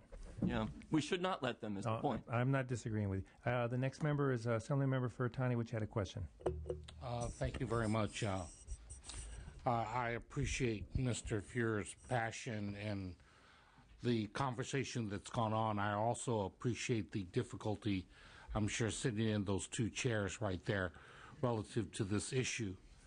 The discussion oftentimes earlier was a very interesting one in that we were talking about legal issues, investment terminology, things that I'm not real familiar with, using examples and analogies where you talk about morality, like a drug dealer, in the context of finance, where really morality doesn't get discussed a lot. It's about dollars and cents, profit and loss. I think we have sort of a conversation going like this, and I think Senator Ashburn and Mr. Fuhrer have helped it move to another level where maybe it's going to connect. And that level is political. Maybe we have the wrong people sitting in these chairs, not in terms of information or expertise. I acknowledge that without a doubt. But maybe we need the people to talk to or more similar to us, the board members. Because if you look at the issue of South Africa as an example, or you look at tobacco, or you look at this issue, what's going to move it is going to be the emotion, not the dollars and cents argument. I mean, if we could indemnify the fund, then there wouldn't be any risk. But you've already said this is all based on risk. You're not going to get indemnified. We can't indemnify the fund. So if we lose any money on the transactions, then I'm a vested PERS member, then I got to pay for it? That ain't going to happen. So the point I want to make is that in having this discussion, I think clearly, and I remember relatively well being around on the politics on divesting in South Africa through the UC system, so forth and so on. It was a very similar discussion as I remember as it unfolded. It took time to get to the point of divestiture. And the thing that really pushed it to that point wasn't legal arguments. It was politics. It was pressure. It was embarrassment. Where people started getting embarrassed by saying, wow, we have invested in these countries that are doing such harm. And I think that's where we have to have the discussion. And these folks, good folks right here, aren't in that business of PERS or STIRS. They're in the money part of the business, the investment part of the business. We need to talk to the people that are in the political part of it, the people that get elected to the boards. And we all know several of the members that sit on the PERS board. We all do. These are good people. And the ones I know happen to be politicians. And we need to have a political discussion about this because I think the basic groundwork and I think the purpose of this hearing has been accomplished. And that basic point was the bill was passed, signed by the governor. Its spirit, and people talked about the letter of the law and the spirit of the law. The spirit of the law clearly was divestiture. And the answer to that simple question has been none. So how many letters, how many communications, all of that we can discuss, all of the things in the constitutions we can discuss, but it's not going to move this discussion where we want to go, which is divestiture, right? So based upon that, I think we need to move to the political part of this discussion, and we need to have a discussion with the chairman of the board of PERS and STIRS, or board members, and let's talk politics relative to what this embarrassing situation really is all about, which is that if we don't get this done, it's going to be just a terrible mark on all of us relative to what we're trying to accomplish. I think what we don't realize is that what took years, literally years, in that divestiture movement around South Africa, we're trying to do with one simple leapfrog of a bill. And that's just not going to happen if we have the discussion based on dollars and cents and legalese and investment discussions, so forth and so on. We got to move it to a political discussion. We got to have PERS, even if we have to subpoena somebody. And remember, we talked about this. We have to subpoena somebody to start talking about this because they don't have the answers. They have the answers to the procedure and process. But we need the answer about the politics of this, which is we want divestiture now, and let's get it done, and we don't want any more of this discussion that, and I don't think you're being evasive. I think you're very, very real about what you've been given and what you're supposed to do, but you don't handle the end of the business that we need to get done, which is the political part of it. Thank you, Assemblymember Furutani. And the last question before we go back to Assemblymember Anderson is Assemblymember Miller. Thank you, Mr. Chairman. I appreciate the opportunity to sit on your committee. My question and my issue goes back to the human rights issue. And it kind of ties in to, I think, all of the issues, the legal, the constitutional, the political, and the fiduciary. Because it's my understanding that you have decided in the past to divest through a filtering process that you use, one of those filters being a social filter that takes in consideration human rights and human rights violations. And I don't see this happening here where it's where it's obvious and loud and clear what is going on in this country. And this filter seems to have been missed. And why wouldn't we be divesting here like you have in other countries using this filter? You are correct. We have principles that we follow, like the United Nations Principles of Responsible Investment and principles adopted by the CalPERS Board regarding engagement in emerging markets, principles for investment there. We apply those principles and evaluate our portfolio and report publicly on our compliance with them. And notwithstanding that, the companies that are identified in the Iran list and that may be engaged in other countries where, well, let's just confine it to Iran, where we do, even applying those principles, maintain the investment exposures that we have. How does this filter get used? Is it a percentage? Is it, I mean, what acts are taking in consideration? I mean, how do you actually use it? Is it meaningless, or is it, how is it actually used? Because I think this ties directly to the fiduciary argument that we're totally ignoring the human rights violations in this country. The main application, Assemblymember Miller, is with respect to the risk in the portfolio under the terms of our fiduciary duty. So the decisions we make to include or exclude from the portfolio on the basis of portfolio risk, the Divest from Iran Act adds other considerations, which you have, I'd say, quite passionately raised this morning in terms of your concern with respect to the circumstance there. But those are not points directly related to the management of investment risk. These principles are guidelines as to how we would like to conduct our investment program day in, day out over the years. They are in large measure aspirational because, as we all know, there are things that happen in the world and in the economy which are dreadful. There are also things that happen in the economy which are truly wonderful. The creation of wealth around the world is extraordinary from the capital markets that we invest in. But day in and day out, some things are done by some companies or are operating in some companies that may not be that good. Let me give you a more specific example. Is a company doing business in a country which has human rights abuses, which is selling pharmaceuticals or hospital supplies or other services which are a benefit to that population. Should we not invest in them? There are companies that have operated in the Sudan that conducted extensive education and community development programs in that country to try to ameliorate against the truly awful things there. Do we not invest in them simply because they maintain a business presence? You have to ask a lot of questions about what's going on, and that's how we apply those principles.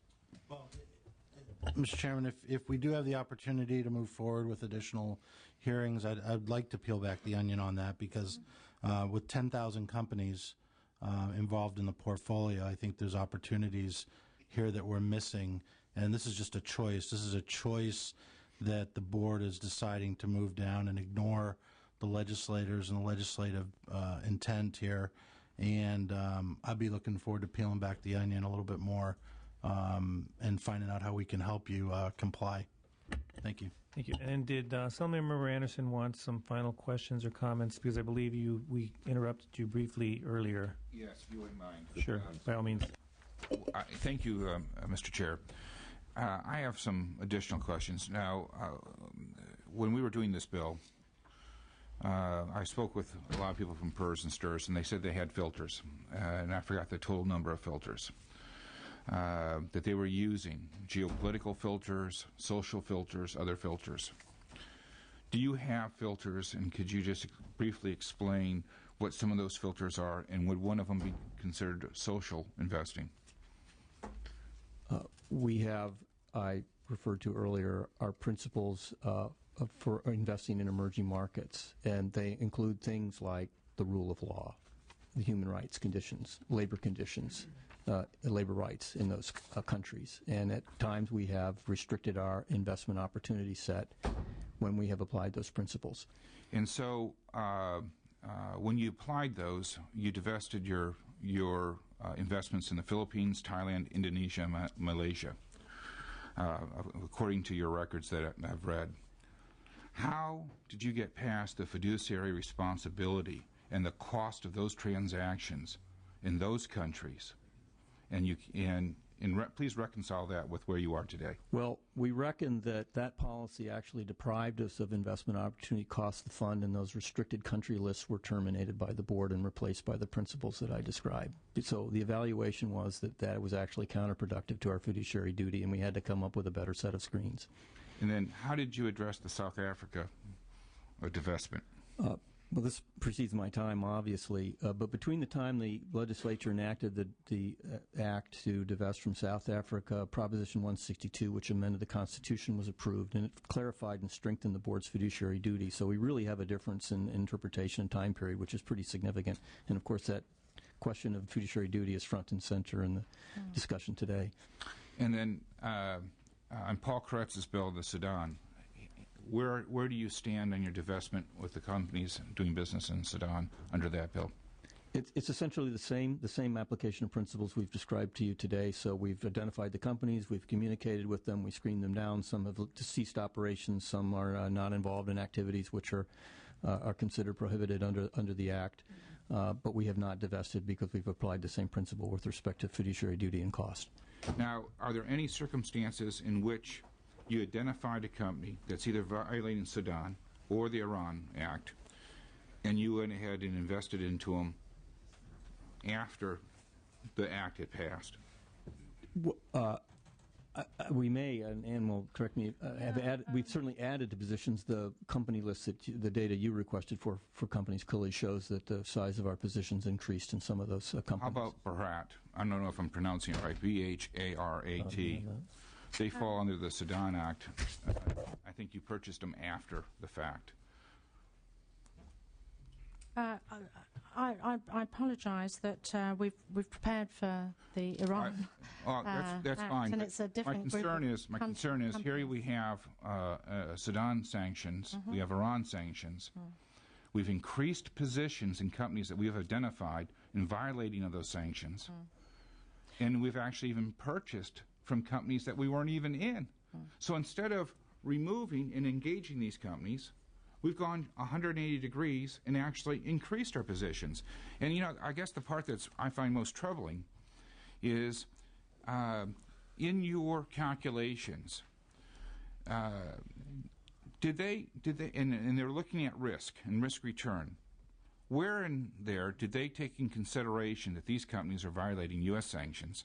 And like the Dutch bank, who lost $80 million because their assets were confiscated by the U.S. government, at what point do we have to have these assets confiscated by the U.S. government and then address that issue? You know, if you're, none of the companies in the Iran Act, if they're violating our Iran Act, they're violating U.S. sanctions. What we did was align our investment strategy with federal law. And I guess my confusion is how you can invest in a company that has the potential of losing their assets under U.S. sanctions, and not figure that's a risky investment. You know, we can peel away the human rights, which in other countries that's an issue, but clearly not here when we're talking about innocent Iranians in what's happening to them. We can peel away the threat of world war, and that doesn't seem to be an issue. And we can even peel away the fact that these companies are violating U.S. sanctions. So I'm a little confused on what makes these such great investments. And then when I pull the financials and I look at it and I started to get into it, we've increased our position. You've increased your position in Gazprom. In fact, you joined it in January of 2008, and it's on our Iranian watch list. So, in fact, you have taken positions in companies that have been identified as companies we don't want to be in, and in other companies you've increased them. At the same time, when we have companies who have performed extremely well, ExxonMobil, Chevron, a California company, we've lowered our commitments to it. So I'm just trying to get my arms around the fact that you say this is fiduciary responsibility. I guess I need to ask you, have we ever sold a stock? And if we sold the stock, under what conditions? What would prompt us? Because we want this world position. So what would prompt us to sell a stock? Since their profitability and their net returns isn't a consideration, because right here in your own report, you're increasing in companies that are not giving us a high yield. So you must have some anticipation that they're going to do well. Just like maybe in Enron, you anticipated they were going to do poorly, and you sold your stock there. So I'm wondering what is so appealing about investing or parking our investments in the Islamic Republic of Iran. And I have some follow-up questions, but I wouldn't mind you answering a couple of those. Well, yeah, let me happy to do that. The question going all the way back with respect to Sudan, at the time that the board reviewed that, there was a list of companies identified by the University of California system which were engaged in Sudan, and we didn't have positions in any of them. The University of California system revised its list and took some of those companies off, and then we took positions. We took investment positions in those companies. You'll recall I described our strategy as one of trying to maintain the broadest possible exposure to equities around the world because of the diversification benefits that brings. And roughly 70% of our equity investment portfolio is under indexed or enhanced index type of investment. So that's where these positions that you see come from. The explanation for the increase in the positions in the data that you requested reflects the impact of changing our investment strategy with respect to the indexes we used. We moved to a strategy that has exposure to companies based on their capital market size wherever they are in the world, so that if a company's 1% of the world's stock market value, then CalPERS owns 1% of that company. So the position increases you saw, and Gazprom would be one of those, reflects CalPERS' decision in 2007 to have a global exposure of its equity portfolio to all the listed stocks in the world. So it was not a company-specific, gee, we like or don't like what this company is doing, but simply we want that broad diversification. And that really explains most of the changes you see. The reduction in percentage exposure to the U.S. oil companies is simply the flip side of increasing the exposure to the non-U.S. oil companies as we move to this exposure to the broad capital market position of the companies. Well, I guess what's most shocking to me is Gazprom. You know, I'm just picking them because I'm going through the financials, but they showed a 60% net loss, and we increased our position in them. And Exxon, sir, just with all respect, buying low is not a bad strategy. If a stock value falls and you think the company's going to recover, there's some logic to that, right?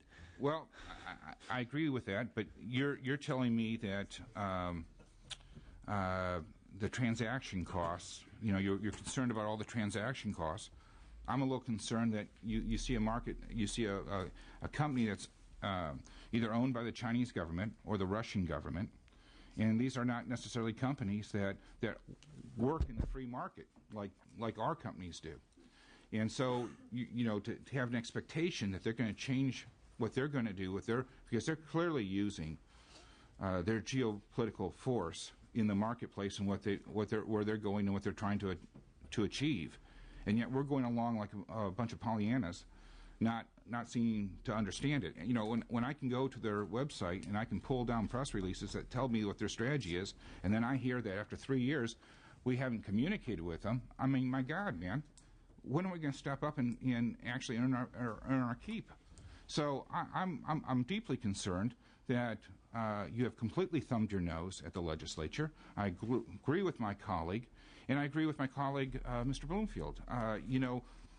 We're not talking about companies that aren't violating federal sanctions. In order to be in this category, you're violating federal sanctions. And yes, I get that they're international companies.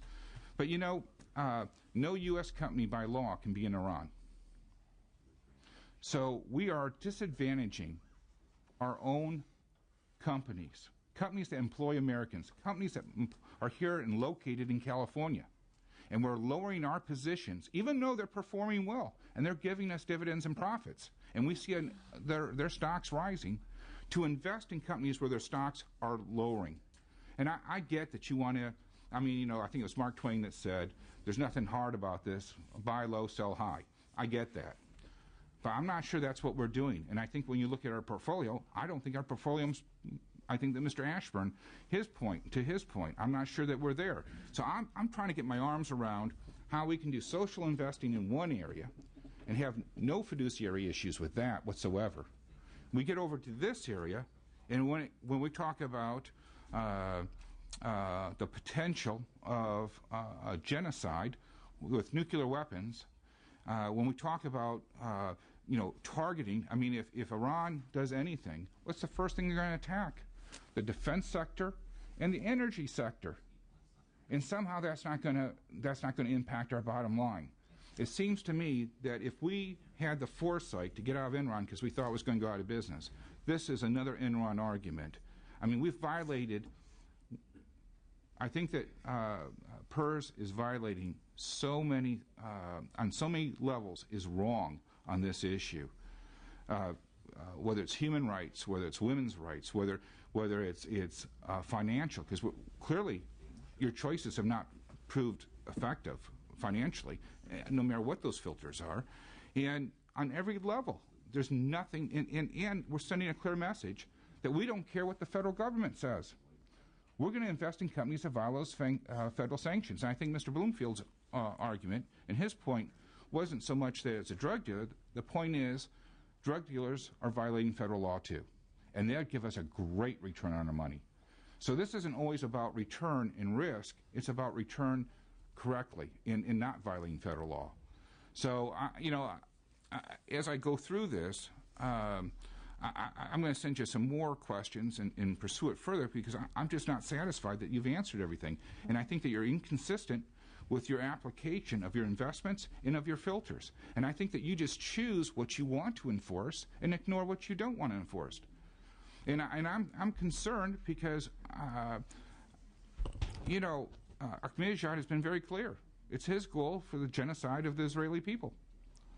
And I'd like to think that you weren't in Messerschmitt going into World War II, that you had some forethought on some of where these things were going to go. And I get that you have to have diversity, and I'm not opposed to diversity. But you know what? I looked up a bunch of companies. They're in the same area, offer the same things, and they're not in Iran. So if you're asking me if we should diversify into Iran, my answer is no. That's what the bill's about.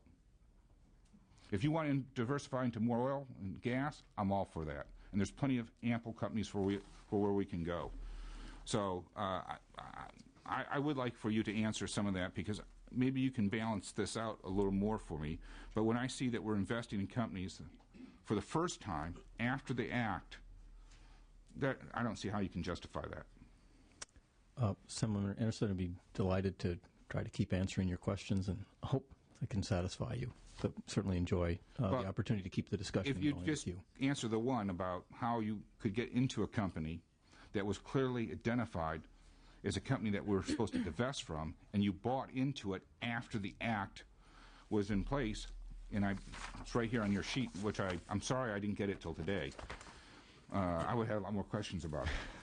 But Gazprom, how did we get there? Because it's identified as a company that we shouldn't be in. I'll answer that for you. I need to find. You're going to ask the transaction date and the well, exact it's right here in your rationale. document. Yes. See, you have two blanks, and then right here it shows that you popped up on January 1st of 2008. The answer? In 2007, you had no position. The bill was signed into law, so I'm just curious. And then you increased your position in 2009. Right. And yet, I've got articles and press releases saying that they absolutely intend on being in Iran. Reuters reported it. It's a state, they refer to it as Russian state-controlled, and that's their whole focus. And then when I go through your analysis, or CalSTR's analysis, they're on the list to watch and that we want to divest from. So all indicators show me that you act, maybe by mistake, but you actively knew and you just didn't care. So I'm thinking that falls under my definition of a nose thumbing. So that's the part I'm kind of curious about. If it's helpful, I'd just like to go back to something Joe was explaining, which is that the CalPERS board decided that because of the rate of return that it needs to earn to pay pensions, and because of the size of the fund, it took a decision in 2007 to shift a significant amount, something in the order of $18 billion, was shifted from US to international companies. And as we mentioned earlier, the way that this was done was very organised and carefully thought through, and a benchmark was chosen, which is the FTSE ex-US World Index. Gazprom is one of the companies that's part of the Russian index of leading companies. So when we made that shift to capture world market returns, Gazprom was part of that shift, as were other international companies. On the point about returns, and obviously it's a fool who makes predictions in the realm of volatile markets, which is where we are. But that shift globally has been very positive for the investment returns of CalPERS, because we're now benchmarked to global growth, not just hanging our hat largely on what the US is doing. That's very important for meeting the needs of the members of this scheme. Now, the other important point is your question about finding other oil companies. So in preparation for the hearing, we had that question ourselves and went back to look at the performance of US oil and gas companies since the date of the decision versus international oil and gas companies since the date that the board decided to hold on to its shares in oil and gas companies internationally. And the international oil and gas sector over this period has significantly outperformed the US sector. I'd be happy to share the underlying data with you on that. But at this point, there are significant contributions to performance. And we are acutely conscious of how the financial crisis has hurt this fund. We're also acutely conscious in a recession of having to go to employers and start talking about the need for increased contributions. So our focus on our fiduciary duty and the returns is very, very serious indeed.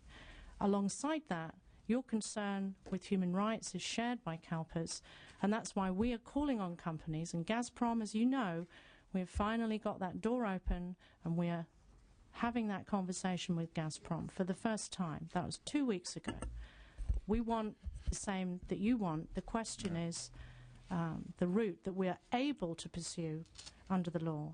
So are you saying that you bought into a portfolio and you didn't buy individual stocks when it comes to the international market? Is that the position? The index is effectively a mirror of the market. So if you want to, say, go to London, you're going to skim out the top performing companies to capture the performance of the UK economy. And you'll do the same for France, for Italy, for Russia, for China, and you'll balance out the top performing, the biggest companies. Now, FTSE, and again, we're happy to share this with you later, has a series of criteria which are well established and were carefully reviewed in advance about how countries are chosen. And that's why Israel is on the list and Iran is not on the list. There are very good issues around investment grade countries. So in the case of Gazprom, even though that it had a 60% loss and it wasn't one of the top performers, because it was one of the top performers in Russia, that was the rationale of going in there? No, I'd be happy. I don't think it's probably good use of the whole committee's time to go through the detail of how that index is constructed. You know what, if you don't mind, why don't we do this? Why don't we have you follow up with them later? Because what we're doing is you're going into the nuances of their individual investments. Well, I'm just trying to establish whether these are individual investments or I get a group. I understand.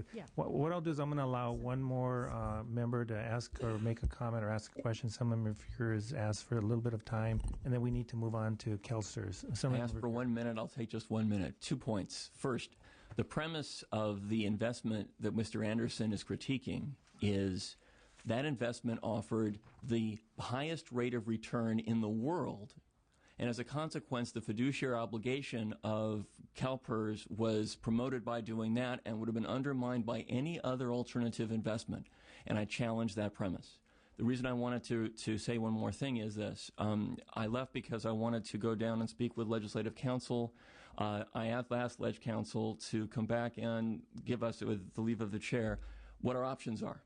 Because, as I said, leaving the thing as it is unsatisfactory. I do not know what the span of legislative options is, given our relationship with CalPERS and the extensive legal conversation we had today. So, Mr. Chair, that will be forthcoming, and perhaps we can work together, or I can provide you with some assistance in that regard. Right. Thank you. I look forward to it. Thank you, Member Fear.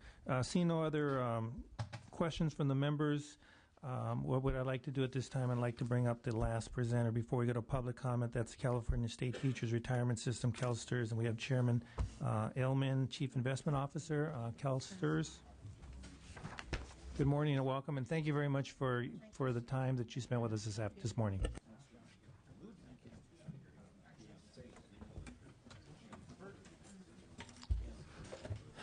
Good morning, Chairman Hernandez, members of the committee. Thank you for the chance to be here. As you said, I'm Christopher Ehlmann. I'm the Chief Investment Officer for CalSTRS. With me today is Philip LaRue, one of our investment officers on our staff, and also our legislative staff is in the back of the room. I appreciate the chance to appear before you because this is obviously a very emotional issue, a very strong issue, but I'm thankful for the chance to meet face-to-face so we can talk about it. It's been a long day. I will cut right to the key points since you were talking about numbers and kind of skip some of the things I was going to talk about. First, I want to be absolutely clear. CalSTRS has never and today does not have any direct investments in Iran. We've never owned anything directly. All we own is shares of public companies and bonds of international companies that do business there. Earlier with JPAC, they mentioned the list of number of companies there. We agreed with them about 23 companies, so that's an area where we and PERS had different research. 13 of those companies we feel have taken action, or through our research we feel do not apply to the law. 3 of those companies are under current review by us, and 7 of those companies we sold or restricted in our portfolio. And when I say restricted, some of those companies, as you've mentioned, were already in the Sudan bill, and so we had sold them prior to that date, and we have further restricted them under the Iran bill. On the issue, this would seem to be very much a black and white issue, that Iran should be stopped from building a nuclear weapon or any capability. How do you achieve that goal is less clear-cut.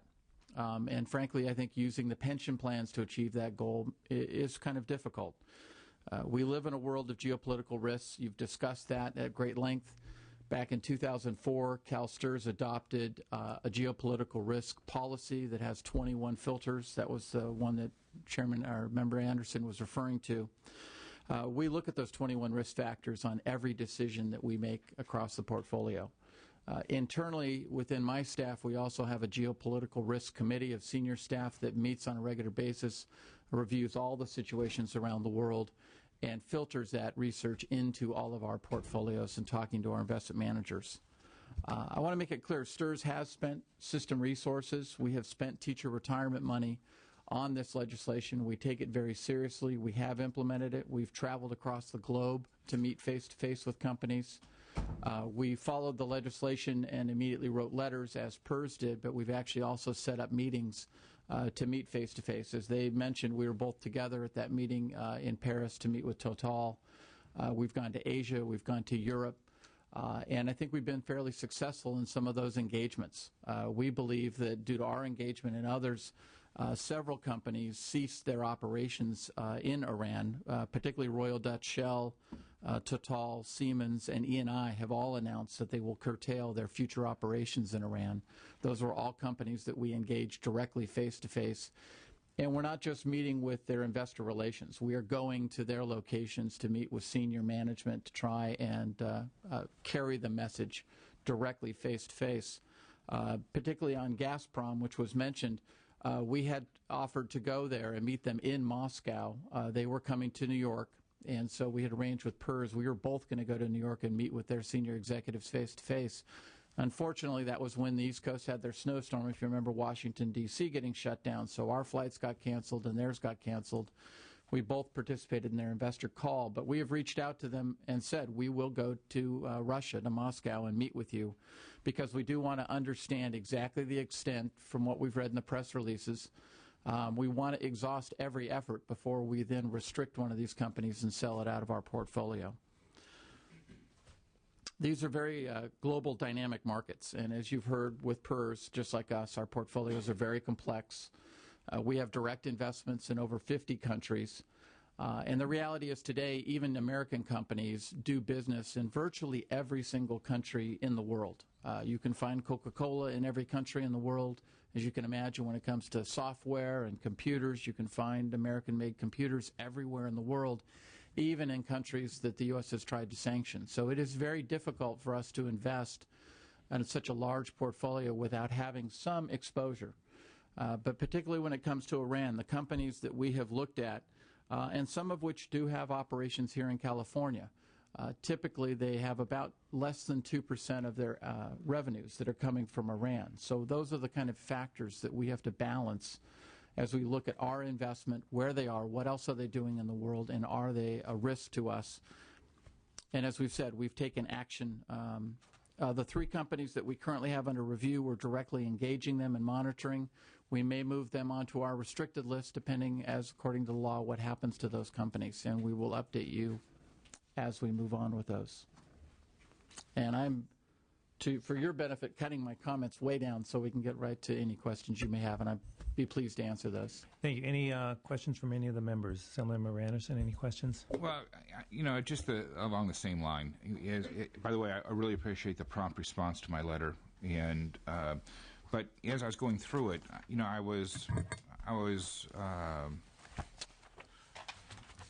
I'd like a further explanation of how we have companies that we've identified, and yet we've increased commitments to them. And while we have companies who are performing and over the last 3 years have done extremely well, we have decreased our commitments to them. And I don't want to get into the individual stuff, but it's the general concept that here we have a company that we're trying to push away from, and we're increasing our commitment to them, like you had mentioned. And I'm just trying to reconcile how we can do that and still believe that we're trying to comply with the Iranian Sanction Act. What we do and have done is been very clear with our investment managers. And as you've seen, our list is pretty long in terms of companies we are monitoring, companies we are very concerned about, and then companies we've actually restricted. And we communicate that to our investment managers. Slightly different than CalPERS, our managers are active managers, so they're trying to buy stocks that are moving in the market. And with some of these companies, the oil and gas sector has been very strong, and particularly natural gas has been a strong market over the last 6 months to a year. And some of our emerging market managers have bought a slightly more exposure in those names. We've told them that we are currently engaging and haven't passed judgment on. So those are the ones where you're seeing they have increased exposure a bit. We've told them, and they know that we may turn around and tell them they have to sell those stocks. But they're active managers and they're allowed to shift between sectors. And one of the things that we've tried to say to them is if you can find a reasonable, suitable alternative to that company, please try and find that. And that's part of our dialogue with our active managers. And it gets back into the fiduciary duty question that you've discussed before. So, is it safe to characterize that most of the companies that are in Iran that you're monitoring, you're buying these in a portfolio, you're not buying them individually? Is that accurate, or? No, we're different than PERS in that our managers are buying individual stocks. So particularly the 3 companies that we have under tight review, our managers know that they can add positions to that, but that we could ask them to liquidate those immediately if we decide that those companies are in violation. Okay. I'm confused. The fact that we've had 3 years, we've engaged, and yet we still have those companies, and some of those companies we've actually increased our position. So at what point are you going to determine it's time to cut bait and move forward? Within the companies, we add them on a regular basis. The particular one that I think a lot of people are focusing on with Gazprom has been difficult, as PERS mentioned. They did respond to our letters, and we have gone back and forth to get better explanation on their involvement there. And in particular in Russia, there are 2 major natural oil and gas firms, Lukoil and Gazprom. And we have talked to our managers about reducing their exposure to Gazprom and increasing their exposure to Lukoil as an alternative.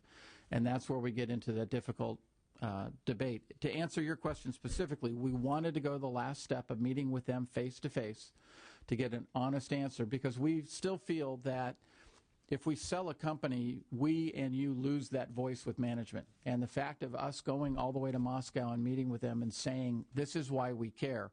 Because if we take action, PERS takes actions, the Dutch funds are going to follow. They should listen to their shareholders and hope that that would have an effect. If it does not, we would sell their stock. Thank you. Thank you. I believe Assemblymember Miller had a question. Yeah, thank you, Mr. Chairman. I appreciate you providing the risk factors, the 21 risk factors, filters, I guess we could call them, that we were talking about before.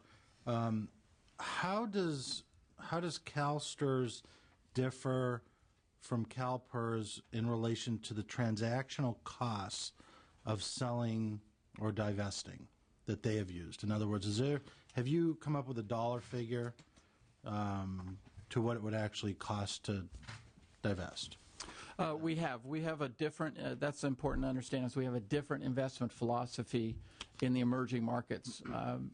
Not to get technical, we're 100% active, so we don't necessarily track an underlying index as they are doing. So our cost isn't as significant as theirs is, because we don't have that tracking error risk built into it. We did sell some stocks, and we do have hard figures on that. Help me out, Philip. It was we sold $21 million worth of stocks with a transaction cost of $40,000 to sell them, and another $40,000 to buy something new. So about 20 basis points to sell. So if you wanted to compare us to Florida, and we've talked to Florida to try and understand how they came up with that 6 basis point figure. In our impression, it is just simply the commission cost to sell, not market impact, and then obviously buying. But our number would be around 20 basis points. Okay.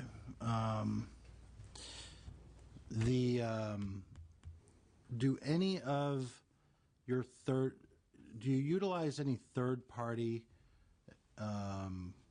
companies that offer investment advice that may or may not absorb some of the risk on the advice they are giving?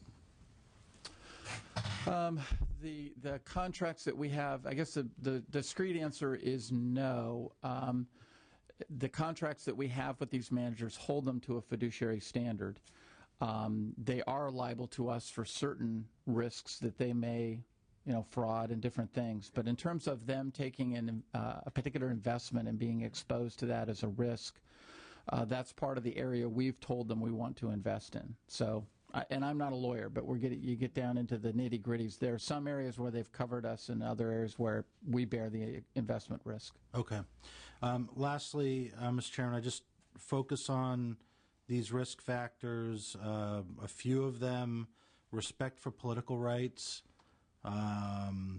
which discusses business practices and activities in countries that don't allow their citizens to advocate for change, discrimination based on race, sex, disability, language, social status, workers' rights, environmental, war, conflicts, acts of terrorism, human health.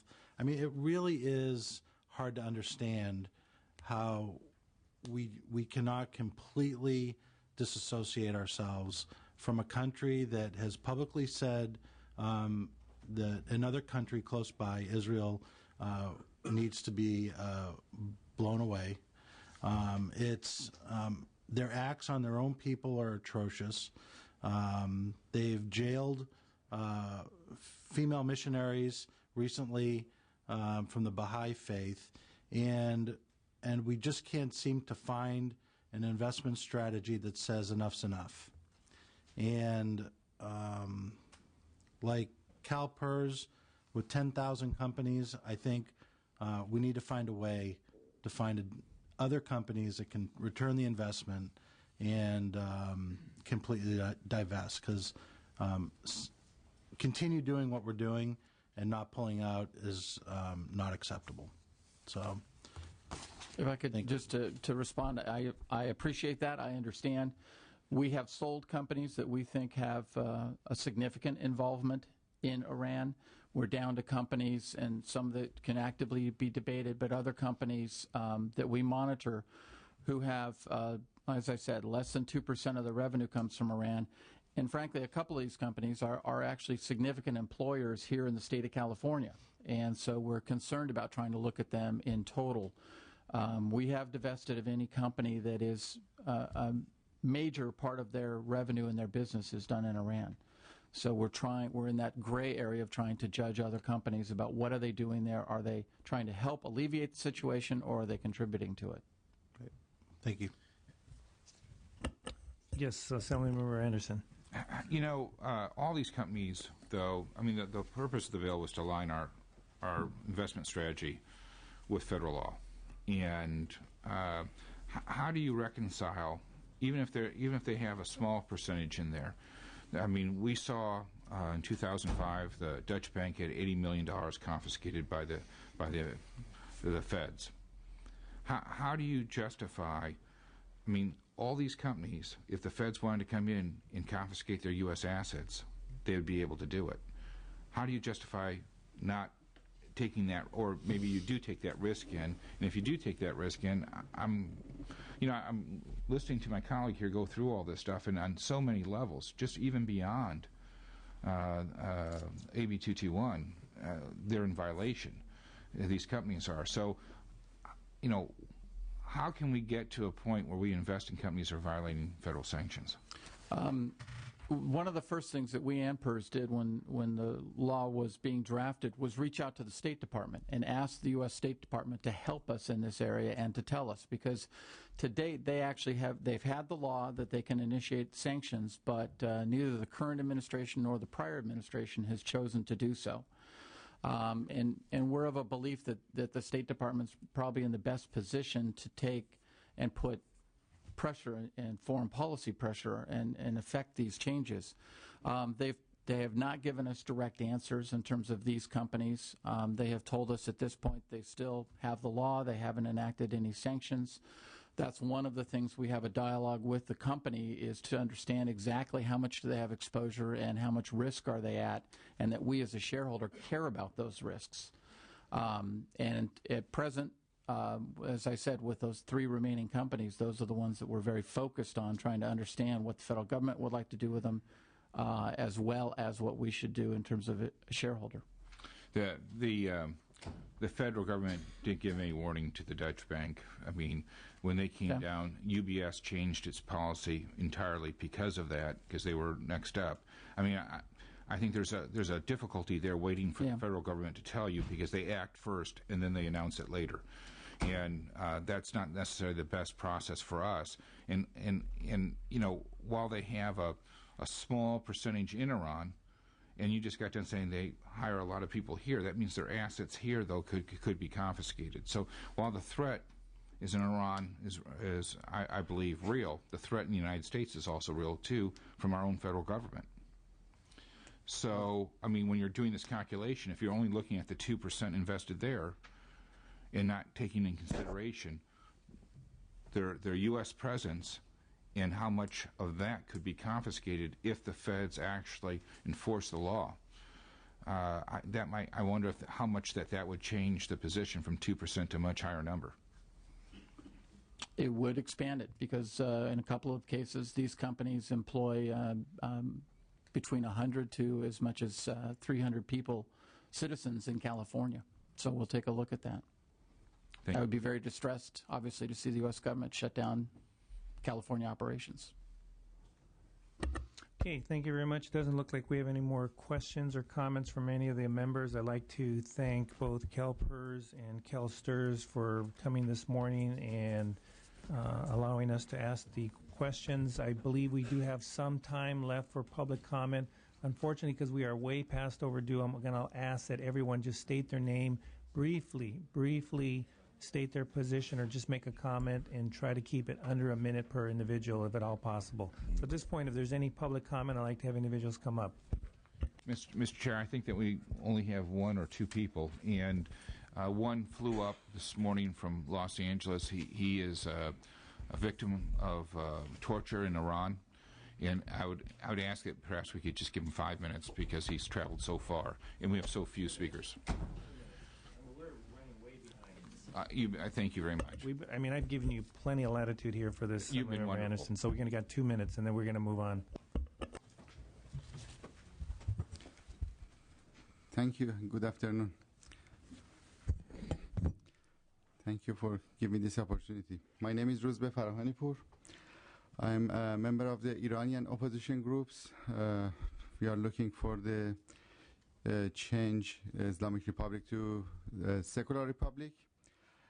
11 years ago, when I was in Iran in 1999, in July 1999, I was a journalist. We are demanding a little bit more freedom for our works peacefully, and government tracked on our demonstrations violently. And I was one of the thousands of the people. They got tortured inside the illegal prison, underground prison in Iran. And in last 10 years, we lost many of our colleagues. They are still in Iran. They got tortured. They got publicly, one of my colleagues 2 years ago in 2009, publicly the government hanged him because he was blogging. And in last 7-8 months, everybody saw the situation in Iran. And I want to mention the people in Iran right now publicly. They chanting, they demanding and asking for help from international community. They're asking the international community to put sanction on the Islamic Republic. When the people in the street in Tehran, they chanting death to the Russia and death to the China, instead of the death to the United States and the death to the Israel. The meaning is because the China and Russia, they are most biggest economic partner of the Islamic Republic. The people ask them publicly, please divest and put sanctions on the Islamic Republic. In last 30 years, the Islamic Republic killed and executed more than 250,000 Iranian people inside of the continuous war with Iraq. So we lose and lost many peoples. I know you can help Iranian people. on behalf of the Iranian people, I'm asking the help from the people of the California. You can show you stand inside and behind the Iranian people and supporting the human rights. And I want to say thank you to Joel Anderson, thank you the California Legislative, the Assembly and Senate for passing the AB 221. And I know together we can make a difference, and you can make a difference and support all of the human rights acts. Thank you. Thank you very much for your testimony, sir. And is there anyone else who would like to have some public comment? Please state your name in 2 minutes, please. Thank you. Mr. Chairman, members of the committee, Shane Gussman from Broad and Gussman on behalf of the Teamsters. We, first of all, want to thank you for having this hearing and thank the members and so many members showing up to question CalPERS and CalSTRS on this important issue. Our General President, Mr. Hoffa, is a big supporter of divestment across the nation because he understands what this means and the kind of impact it can have in Iran. We first became concerned about this issue. Of course, we share all of the concerns about human rights abuses, the potential for nuclear conflict, but it really hits home with us in terms of the labor movement because Iran also, one of its many human rights, the regime there, one of its many human rights abuses is arresting and torturing union leaders. We don't think that that should be condoned. We don't think our pension plans from our public employees should be investing in that kind of and supporting that kind of regime. That's why we worked so hard with Mr. Anderson to get 221 sponsored, and we share your frustration why this hasn't really occurred. I think some of the committee members have talked about, well, we've talked about investment strategies and very complicated legal issues. From our point of view, the real reason is they just don't want to do it. They fought tooth and nail when we originally supported the bill. They went through great lengths to discourage the unions we represent from supporting the bill. And our view is they just don't want to do it. So we would encourage you, Mr. Chair, and the other members of this committee to go forward with some of the ideas that Mr. Fuhrer and Mr. Fiorentani raised to let's make sure we get this bill implemented and that policy move forward. Thank you.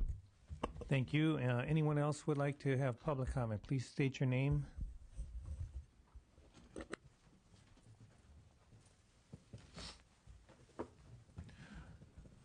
Good morning. My name is Yitzhak Santis. I'm Director of the Middle East Project for the Jewish Community Relations Council in San Francisco. And I want to thank the committee, the members of the committee, for holding this hearing, but also because judging by the comments that I heard today, I think you get it. And I think you get the urgency of the situation with the Iranian nuclear arms program that is continuing.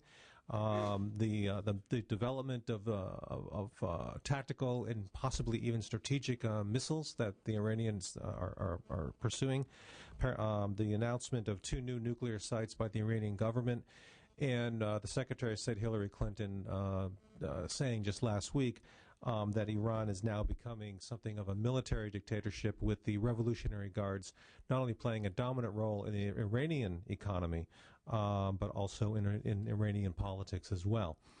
Iran threatens American troops in Iraq and Afghanistan, threatens Europe, threatens Israel. The Iranian leadership openly threatens the destruction of a fellow member of the United Nations and threatens global stability. Iran, of course, supports terror, Hezbollah and Hamas. Hezbollah and Iran responsible for the terrorist attack on 241 U.S. Marines in 1982. And Iran is destabilizing the region in Lebanon with its support for Hezbollah, and also in Yemen, where the Christmas bomber, attempted bomber, came from, as you recall. Iran with nuclear weapons would spark a regional arms race with Saudi Arabia, Egypt, and other Arab countries feeling threatened by the Iranians, and having already announced that they would pursue nuclear weapons if the Iranians were so armed. So this is really an effort to prevent destabilization, to prevent a war, in a regional war. And I thank you for all that you've done, and really urge you to continue pushing PERS and STIRS to divest from Iranian assets. Thank you. Thank you. Anyone else like to make any comments? Okay, seeing none, I'd like to again thank everyone for being here, especially CalPERS, CalSTIRS, all the members who've taken time to ask the questions. And at this point, we're going to adjourn the meeting. Thank you.